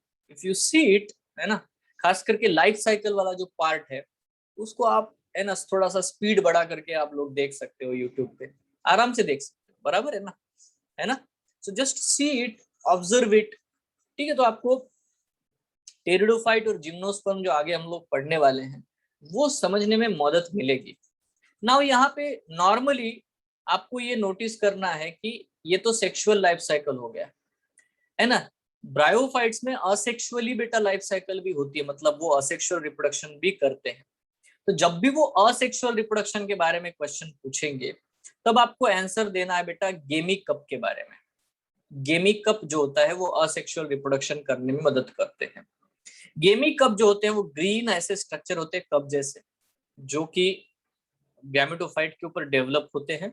उनके अंदर ऐसे बहुत सारे बेटा गेमीज होते हैं, ये छोटे छोटे हम लोगों ने जो बनाए यहाँ पे, ये गेमी होते हैं। ये गेमी टूट के जमीन पे गिरेंगे ना तो एक गेमी से दो दो गैमेटोफाइट बनते हैं, थैलस बनते हैं, ठीक है। एक बार ऐसे क्वेश्चन भी आया था, इफ अ गेमी हैव 32 गेमी, मतलब अगर गेमी कप में 32 गेमी है तो कितने थैलस बनेंगे? तो आंसर 64 है। क्यों? क्योंकि एक गेमी से बेटा दो थैलस बनते हैं, दो गैमेटोफाइट बनते हैं, ये नॉर्मल। ठीक है, so now if it is done, मैं आपसे कुछ सादे क्वेश्चन पूछता हूँ। नंबर 1 क्वेश्चन, ठीक है, आपको बोलने की जरूरत नहीं है, आपको बस सुनना है। नंबर 1 क्वेश्चन बेटा, सबसे पहला कि ब्रायोफाइट में कौन डोमिनेंट होता है, कौन ग्रीन है? तो आंसर है सर, ब्रायोफाइट के केस में गैमेटोफाइट डोमिनेंट होता है। ठीक है, और स्पोरोफाइट रिसेसिव होता है, नॉन ग्रीन होता है, ये क्लियर है। दूसरा, amphibians of the plant kingdom किसे कहते हैं? आंसर है sir, amphibians of plant kingdom bryophytes को कहते हैं। ठीक है, उसके बाद एक और क्वेश्चन है। क्वेश्चन ये है कि ब्रायोफाइट में कैसे प्रकार का लाइफ साइकिल होता है? आंसर है सर, ब्रायोफाइट में हैप्लोडिप्लॉन्टिक लाइफ साइकिल होता है। ठीक है, मेल सेक्स ऑर्गन को क्या कहते हैं? आंसर है एंथ्रेडियम। फीमेल सेक्स ऑर्गन को क्या कहते हैं? आंसर है आर्किगोनियम। ठीक है, इजी, बहुत आसान है ना। उसके बाद वो क्वेश्चन पूछेंगे, मर्केंशिया मोनोएशियस होता है या डायोशियस होता है? तो आंसर लिखना सर, मर्केंशिया डायोशियस होता है। बहुत बढ़िया, है ना, नॉर्मल है, मर्केंशिया डायोशियस होता है कि नहीं? ठीक है, अच्छा, ये गेमी कप कौन से प्लांट में देखने को मिलते हैं? सर, मर्केंशिया में गेमी कप होते हैं, गेमी निकलते हैं और सेक्सुअल रिप्रोडक्शन होता है डायरेक्ट। ठीक है, फिर लीफी स्टेज आपको कहां देखने को मिलती है? सर, आंसर है लीफी स्टेज मॉसेस में देखने को मिलती है। अच्छा, मॉसेस के राइजोइड कैसे होते हैं? सर, मॉसेस के राइजोइड मल्टी सेलुलर ब्रांच्ड होते हैं। अच्छा, बहुत बढ़िया, हो गया बच्चों, है ना। इलेटर्स और पेरिस्टोमियल टीथ, इनका काम क्या है? सर, स्पोर डिस्पर्सल में मदद करते हैं। इलेटर्स कहाँ पे? लीवर वर्ड्स में। अच्छा, और पेरिस्टोमियल टीथ? सर, पेरिस्टोमियल टीथ मदद करते हैं, है ना, मॉसेस के केस में। अच्छा, बहुत बढ़िया। अगर ये सब चीजें है ना, और मैं आपको क्वेश्चन भी भेजूंगा सब एनसीईआरटी लाइन के लाइन टू लाइन ऊपर, आप वो सॉल्व करोगे तो आपका परफेक्ट हो जाएगा। हाँ, ये एल्गी के क्वेश्चन है ना, कौन है, कौन सा ब्राउन है, कौन सा रेड है ना, कौन से ब्रायोफाइट? ब्रायोफाइट में हम लोग यहाँ पे बात करते हैं बच्चों उसके सिग्निफिकेंस के बारे में। क्या फायदा है भाई ब्रायोफाइट का, है ना।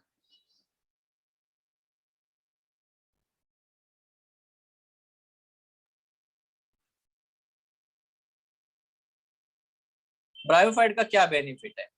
ठीक है, तो नॉर्मली जब भी हम लोग ब्रायोफाइट के बारे में बात करेंगे तो ब्रायोफाइट में ऑलरेडी बेटा क्या क्या बेनिफिट है, हमारी एनसीईआरटी लिखती है कि ब्रायोफाइट्स जितने भी होते हैं इनके केस में हमें ये नोटिस करना है कि वो इकोलॉजिकली बहुत ज्यादा इंपॉर्टेंट है, बट इकोनॉमिकली उतना कुछ उनका हमें बेनिफिट है नहीं। ठीक है, मतलब इंसान के लिए वो इतने फायदेमंद नहीं है, they are not that much beneficial. Bryophytes are not that much beneficial, इतने बेनिफिशियल नहीं है ब्रायोफाइट्स, है ना, बट इकोलॉजिकली बहुत ज्यादा इंपॉर्टेंस उनका होता है। तो हमें वो क्वेश्चन आएगा, भैया इकोलॉजिकली क्या क्या इंपॉर्टेंस है यार इसका। ठीक है, सो यहाँ पे डेफिनेटली हम लोगों को डायरेक्ट यहाँ पे पहुंचना है। देखो,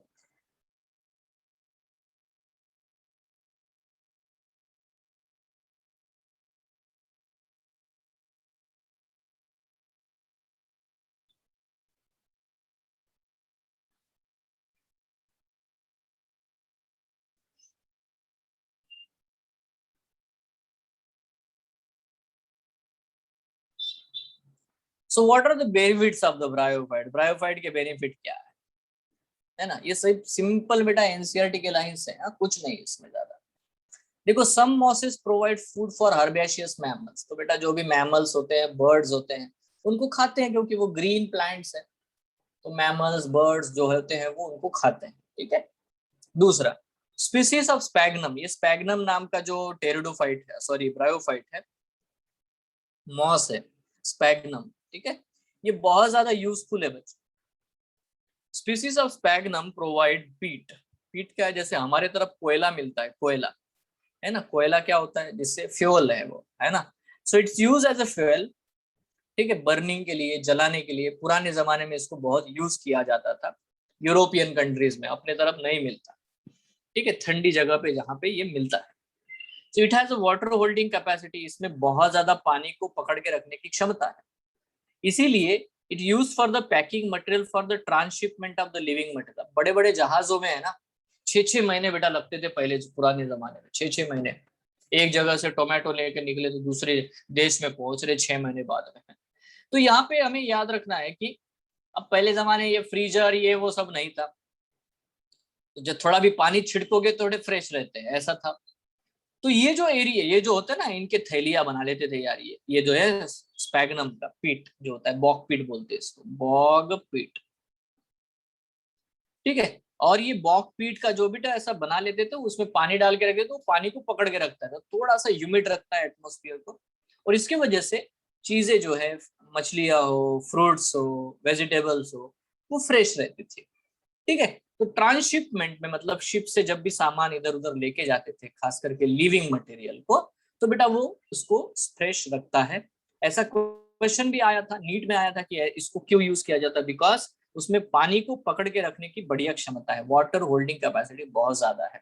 तो इनका इकोनॉमिक इंपॉर्टेंस है, ये इकोलॉजिकल है, इकोलॉजिकल है मतलब फूड चेन में काम कर रहा है, ठीक है। नेक्स्ट, और क्या बेनिफिट है सर ब्रायोफाइट का, ये है, देखो, they are ecologically important because their role in plant succession on bare rock soil. आपको पता होना चाहिए कि जहां पे आज आपको पत्थर रॉक दिख रहे हैं, हो सकता है हजारों सालों बाद में वहां एक बहुत बड़ा जंगल खड़ा हो जाए, फॉरेस्ट।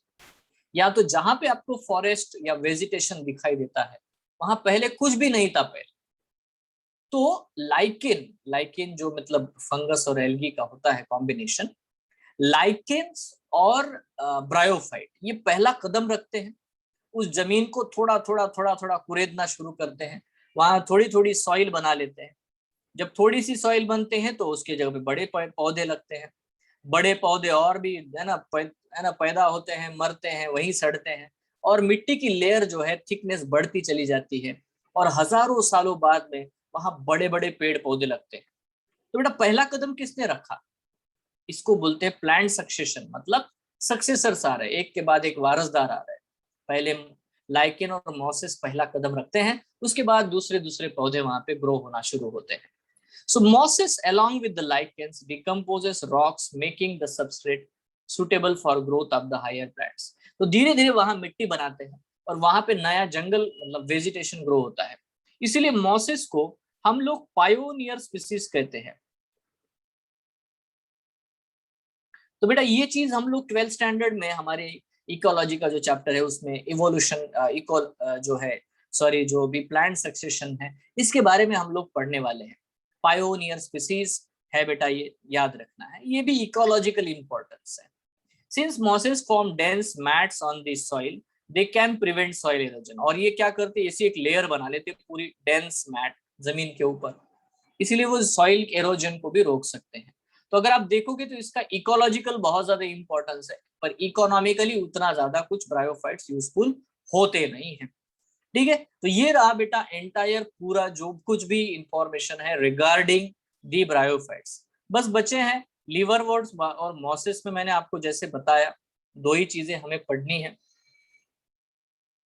ठीक है। जिस तरह से मैंने बताया लीवरवर्ट्स के केस में अगर आप देखोगे तो ये ऐसे, ये गेमी कप आपको देखने को मिलते हैं बच्चों, है ना, मर्केंशिया के ऊपर, ये ऐसे फ्लैट होते हैं, प्रोस्टेट होते हैं, है ना। और इस तरह से गेमी कप भी है, असेक्सुअल रिप्रोडक्शन होता है, ठीक है। ये नॉर्मल, ये ओरिजिनल पिक्चर से बेटा गेमेटोफाइट की, सही है, ये प्लांट है ना एग्जिस्ट करते हैं। ऑब्वियसली इनका रिप्रोडक्शन के बारे में हम लोगों ने पढ़ा, किस तरह से वो लाइफ साइकिल पूरा करेंगे। मॉसिस में जो स्पोरोफाइट होता है वो ग्रीन होता है और थोड़ा सा कॉम्प्लिकेटेड होता है। इसमें दो स्टेजेस आती है इसकी जिंदगी में, प्रोटोनेमा और लीफी स्टेज, जो है मैंने बताया इनडायरेक्ट जर्मिनेशन होगा। प्रोटोनेमा बराबर क्रीपिंग ग्रीन ये सब होता है, और लीफी स्टेज में डेफिनेटली बेटा इसमें ऑब्वियसली आपको देखने को मिलता है कि लीफ जैसा और मल्टी सेलुलर स्ट्रक्चर्स है ना यहाँ पे आपको देखने को मिलते हैं। ठीक है, तो ये लाइफ साइकिल हमने बिल्कुल सिंपल लेवल पे देखा। एग्जाम्पल जो है आपको बस याद रखना है, लिवरवर्ट में एक ही एग्जाम्पल याद रखो, Marchantia. Marchantia one example, that's it. और मॉसिस में इंपॉर्टेंट देखो, ये फ्यूनारिया आपकी बुक में दिया हुआ है, या तो स्पैग्नम है, पॉलीट्रिकम है, ठीक है, तीन है। ये है देखो, फ्यूनारिया, स्पैग्नम और है पॉलीट्रिकम। ठीक है, पॉलीट्रिकम, स्पैग्नम, फ्यूनारिया, ये है मॉसिस। तो मॉसिस में ज्यादा क्वेश्चन बेटा स्पैग्नम से आते हैं, फ्यूनारिया से आते हैं। फ्यूनारिया मतलब उसका डायग्राम हमारी एनसीईआरटी में दिया है, और इकोनॉमिक यूजेस पे देखोगे तो स्पैग्नम के बारे में वो पूछते हैं।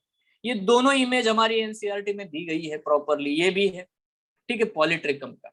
तो ये इमेजेस आपको सही ढंग से पता होनी चाहिए, that is what the point we have to understand. ठीक है, डायरेक्ट इमेजेस से क्वेश्चन आते हैं। यहाँ पे देख सकते हो एंथ्रेडियल ब्रांच है, यहाँ आर्किगोनियल ब्रांच हमको दिखाई दे रही है, यहाँ पे आपको ब्रांचेस दिखाई दे रहे हैं अलग प्रकार के, नॉर्मल ब्रांचेस है, बट यहाँ एंथ्रेडिया डेवलप होता है, यहाँ आर्किगोनिया डेवलप होते हैं। ठीक है, यहाँ आपको rhizoid, main axis, leaf live appendages, food, seta, capsule, ये सब ये ओरिजिनल बेटा पिक्चर्स है of the sphagnum, of the funaria, of the polytrichum, ये आप देख सकते हो। ये कैप्सूल्स आप लोग देख सकते हो पॉलीट्रिकम का। So by this way this is all about what the bryophytes. तो क्या बता सकते हो बेटा आप सिंपली, ब्रायोफाइट का पिक्यूलियर कैरेक्टरिस्टिक क्या है? What is the peculiar characteristic of the bryophyte? है ना, ब्रायोफाइट का पिक्यूलर कैरेक्टरिस्टिक क्या है? सिंपल पिक्यूलर कैरेक्टरिस्टिक ये है, उसी में पाया जाता है ऐसा कैरेक्टर, और वो है कि उसका गैमेटोफाइट डोमिनेंट होता है और उसका स्पोरोफाइट इंडिपेंडेंट नहीं है, डिपेंडेंट और रेसेसिव होता है। बस ये चीज है।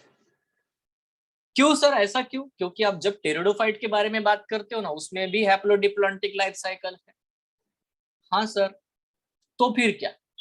तो उसमें है ना, टेरिडोफाइट में क्या होता है, टेरिडोफाइट में स्पोरोफाइट और गैमेटोफाइट दोनों इंडिपेंडेंट है, दोनों ग्रीन है, दोनों फोटोसिंथेटिक है, कोई किसी के ऊपर निर्भर नहीं है। ये फर्क है। Both of them are independent, both of them are green, both of them are photosynthetic, no one is dependent on anyone। सारे दोनों सेपरेट है, ये बात क्लियर समझो। फर्क बताओ गैमेटोफाइट टेरिडोफाइट का। गैमेटोफाइट में, गैमेटोफाइट जो होता है ब्रायोफाइट में, गैमेटोफाइट जो होता है वो डोमिनेंट, और इसमें एक्चुअली स्पोरोफाइट डोमिनेंट हो जाता है। और खास बात बताऊं, स्पोरोफाइट में रूट, स्टेम, लीव्स, ये सब कुछ आ जाता है। Even xylem, phloem, vascular bundle है, मैंने पहले क्लास में आपको प्लांट का क्लासिफिकेशन में बताया था। वैस्कुलर क्रिप्टोगैम किसे कहते हैं? सर टेरिडोफाइट को वैस्कुलर क्रिप्टोगैम कहते हैं। लीव्स दिखाई दे रहे हैं आपके सामने बेटा, आपके सामने इमेज है, लीव्स क्लियरली दिखाई दे रहे हैं, और लीव्स के ऊपर ब्लैक ब्लैक कलर के स्पोरेंजिया के सोरस दिखाई दे रहे हैं, स्पोरेंजिया दिखाई दे रहे हैं, है ना। तो स्पोरोफाइट है, स्पोरोफाइट डोमिनेंट हो जाता है पूरी तरह से, हाई लेवल का, है ना, पूरी तरह से। उसमें रूट है, स्टेम है, लीफ है, सब कुछ है। ठीक है, तो स्पोरोफाइट क्या होता है बेटा? Spore producing plant. Sporophyte is a spore producing plant.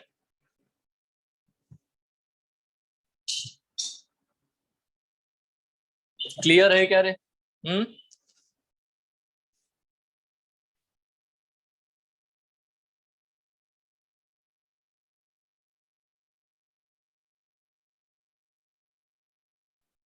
Spore producing plant को हम लोग स्पोरोफाइट कहते हैं। ठीक है, तो टेरिडोफाइट के केस में बच्चों एक चीज नोटिस करने वाली होती है, वो क्या है? टेरिडोफाइट के केस में आपको एक चीज नोटिस करने को मिलेगी, दे इंक्लूड बहुत सारे, जैसे फर्न होते हैं या हॉर्सटेल है, ऐसे बहुत सारे अलग अलग प्रकार के प्लांट हमको देखने को मिलते हैं। ये भी ब्रायोफाइट जैसे ही बेटा कूल, डैम, शेडी प्लेसेस में ही पाए जाते हैं। ठीक है, बट कुछ ऐसे भी है जैसे रॉक्स के ऊपर ग्रो हो जाएंगे, सैंड के ऊपर भी ग्रो हो जाएंगे, थोड़े से मतलब रफ कंडीशन में, क्योंकि इनमें जाइलम फ्लोएम है तो पानी खींच लेते हैं अंदर से, जमीन के अंदर से। तो बेटा ये they can grow in somewhat, है ना, away from the water bodies also. But इनका भी प्रॉब्लम क्या है, इनको भी बेटा फर्टिलाइजेशन के लिए वाटर की जरूरत होती है, बिना वाटर के इनका फर्टिलाइजेशन होता नहीं। इसलिए एकदम एक्सट्रीम ड्राई कंडीशन में टेरिडोफाइट कभी ग्रो नहीं होता। बहुत ज्यादा ह्यूमिडिटी हो, है ना, थोड़ा सैंड वगैरह जगह, सैंड में तो पानी होता है नदी के किनारे वगैरह, वहां बेटा ये ग्रो हो सकते हैं। ठीक है। So they are found in cool, damp, shady places. Some flourish well in sandy soils condition. तो जहाँ सैंडी सॉइल होती है, पानी होल्ड करके रखने की ताकत जहाँ पे है, वहां पे बेटा ये ग्रो होते हैं।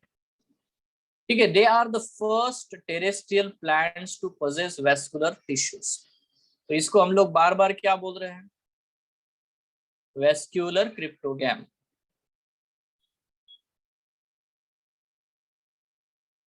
इनको हम लोग वेस्कुलर क्रिप्टोगैम कह रहे हैं। इजी है, ज्यादा मुश्किल नहीं है। ठीक है। तो बहुत सारे अलग अलग एग्जाम्पल हमारे बुक में दिए हैं, जैसे देखो सिलाजिनेला है, ये थूजा है, ये फर्न प्लांट है। ठीक है। देखो ब्रायोफाइट के बारे में बात अगर करोगे आप, in bryophytes the dominant phase is gametophyte, bryophyte के बारे में। But in pteridophytes the dominant phase is sporophyte, ये चेंज हो गया। It is differentiated into true root, stem and leaves. यहाँ देखो प्रोग्रेस हो गई। उसके स्पोरोफाइट में सिर्फ फूट सीटा कैप्सूल था, इसके स्पोरोफाइट में रूट, स्टेम और लीव्स है। वाओ, ये इवोल्यूशन है बेटा, ये इवोल्यूशन।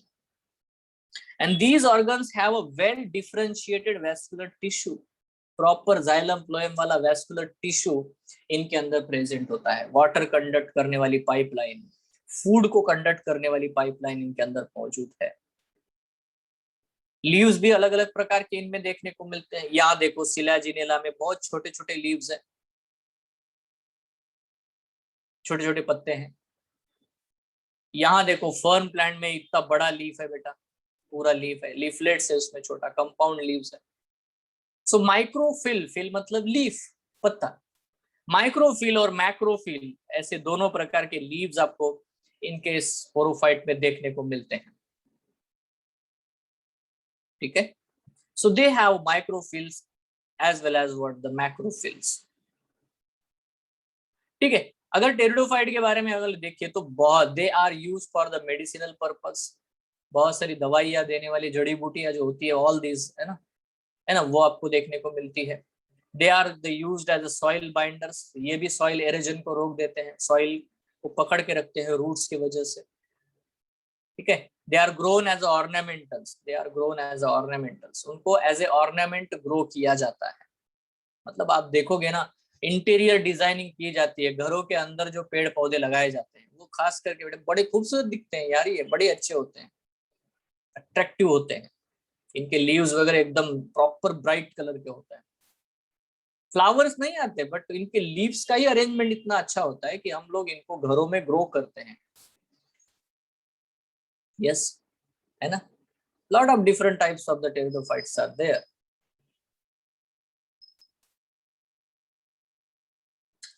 ठीक है। अब इसमें क्या है, क्योंकि इसका मेन प्लांट बॉडी स्पोरोफाइट है, तो हम लोग क्या करते हैं यहाँ पे,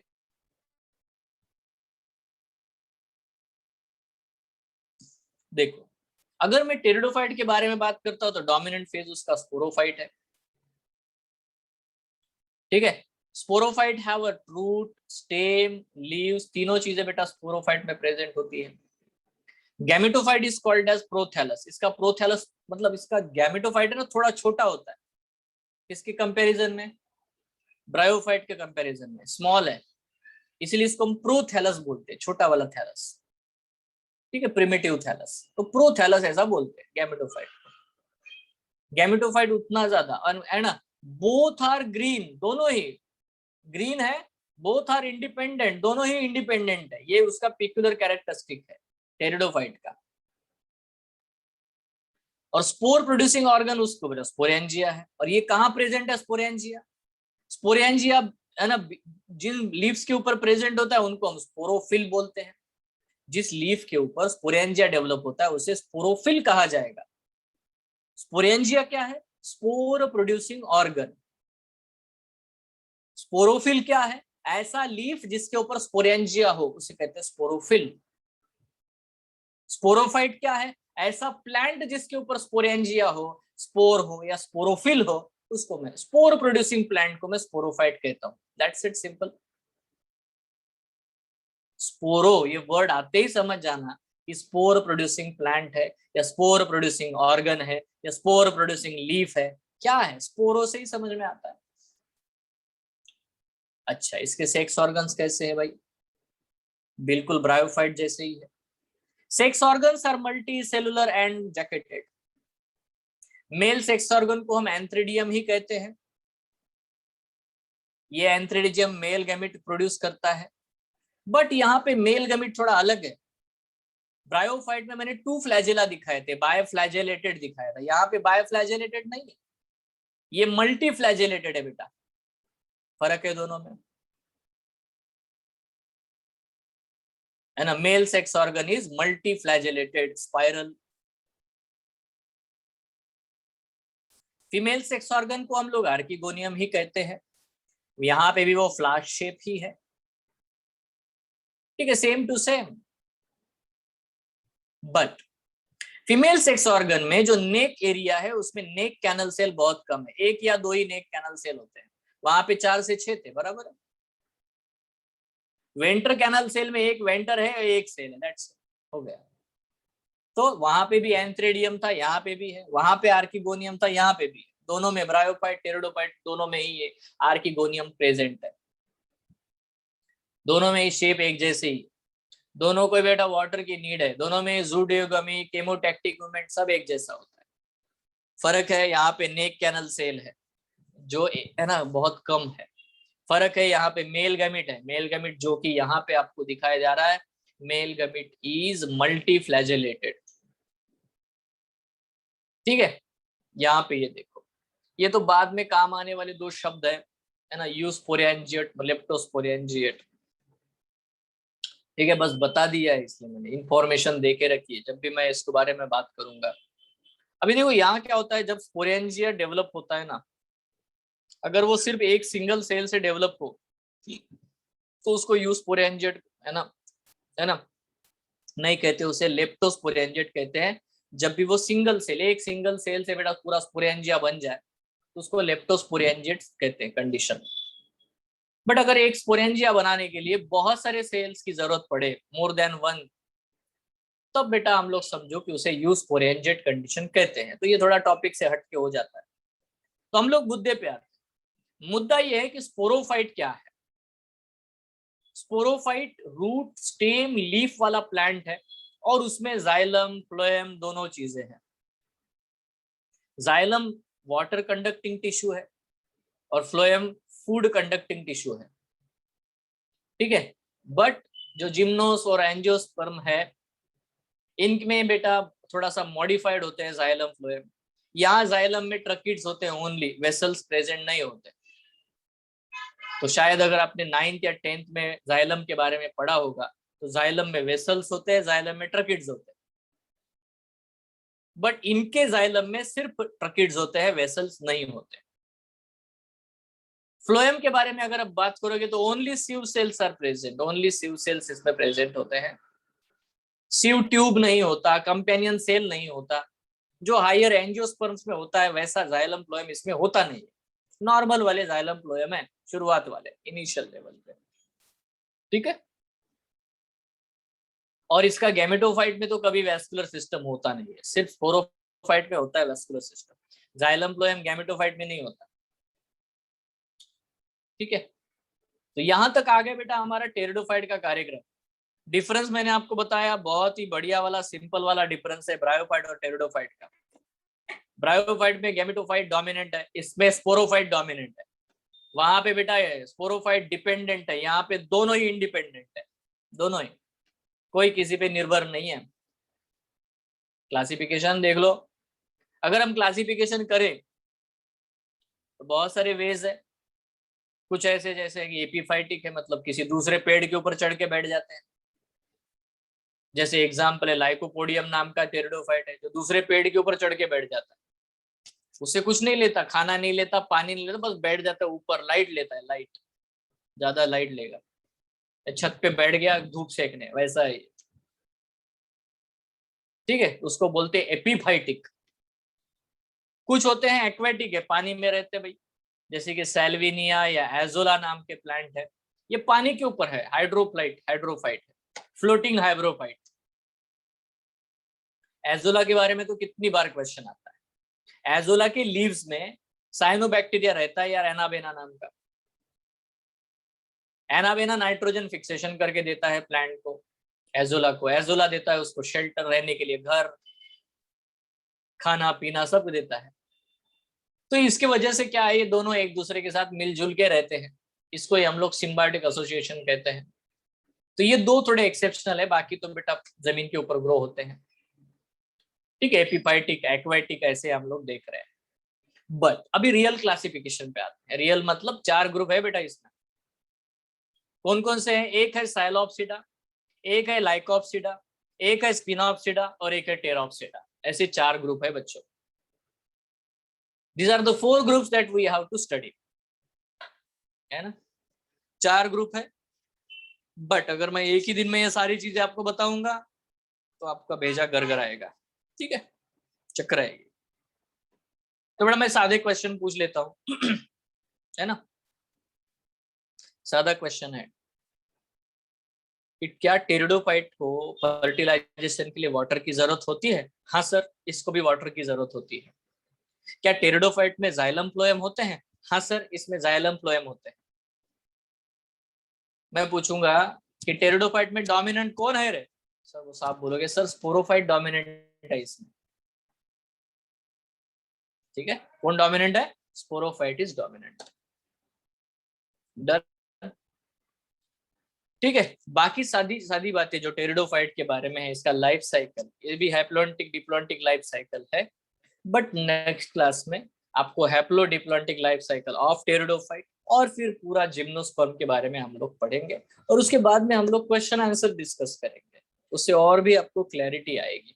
तो आज बेटा आप लोग एनसीईआरटी से ब्रायोफाइट को कोई पढ़ो। ठीक है, अगर आपके पास एनसीईआरटी है तो ठीक है, और मैं वैसे भी भेज दूंगा, ये नोट्स आपको भेजूंगा अभी। ठीक है, टेरिडोफाइट का मैं अगले क्लास में भेजूंगा, आज मैं सिर्फ ब्रायोफाइट का आपको सेंड करता हूँ। तो आप उसको पढ़ो और अल्टीमेटली के बारे में भी आप हो एनसीईआरटी से, क्योंकि आगे हम पढ़ने वाले टेरिडोफाइट को, तो अगर आप पहले से ही पढ़ लोगे ना तो आपको थोड़ा अंदाजा रहेगा कि हाँ ये सब बातें होने वाली है। और फिर हम लोगों को बेटा, है ना, अल्टीमेटली इसके क्वेश्चन सॉल्व करने के बाद, बार बार बोलने के बाद में ये आपको एकदम से ना दिमाग में सेट हो जाएगा। No issue in that. ठीक है, तो अगर आपको कोई भी डाउट है, कोई क्वेश्चन है, तो आप पूछ सकते हो।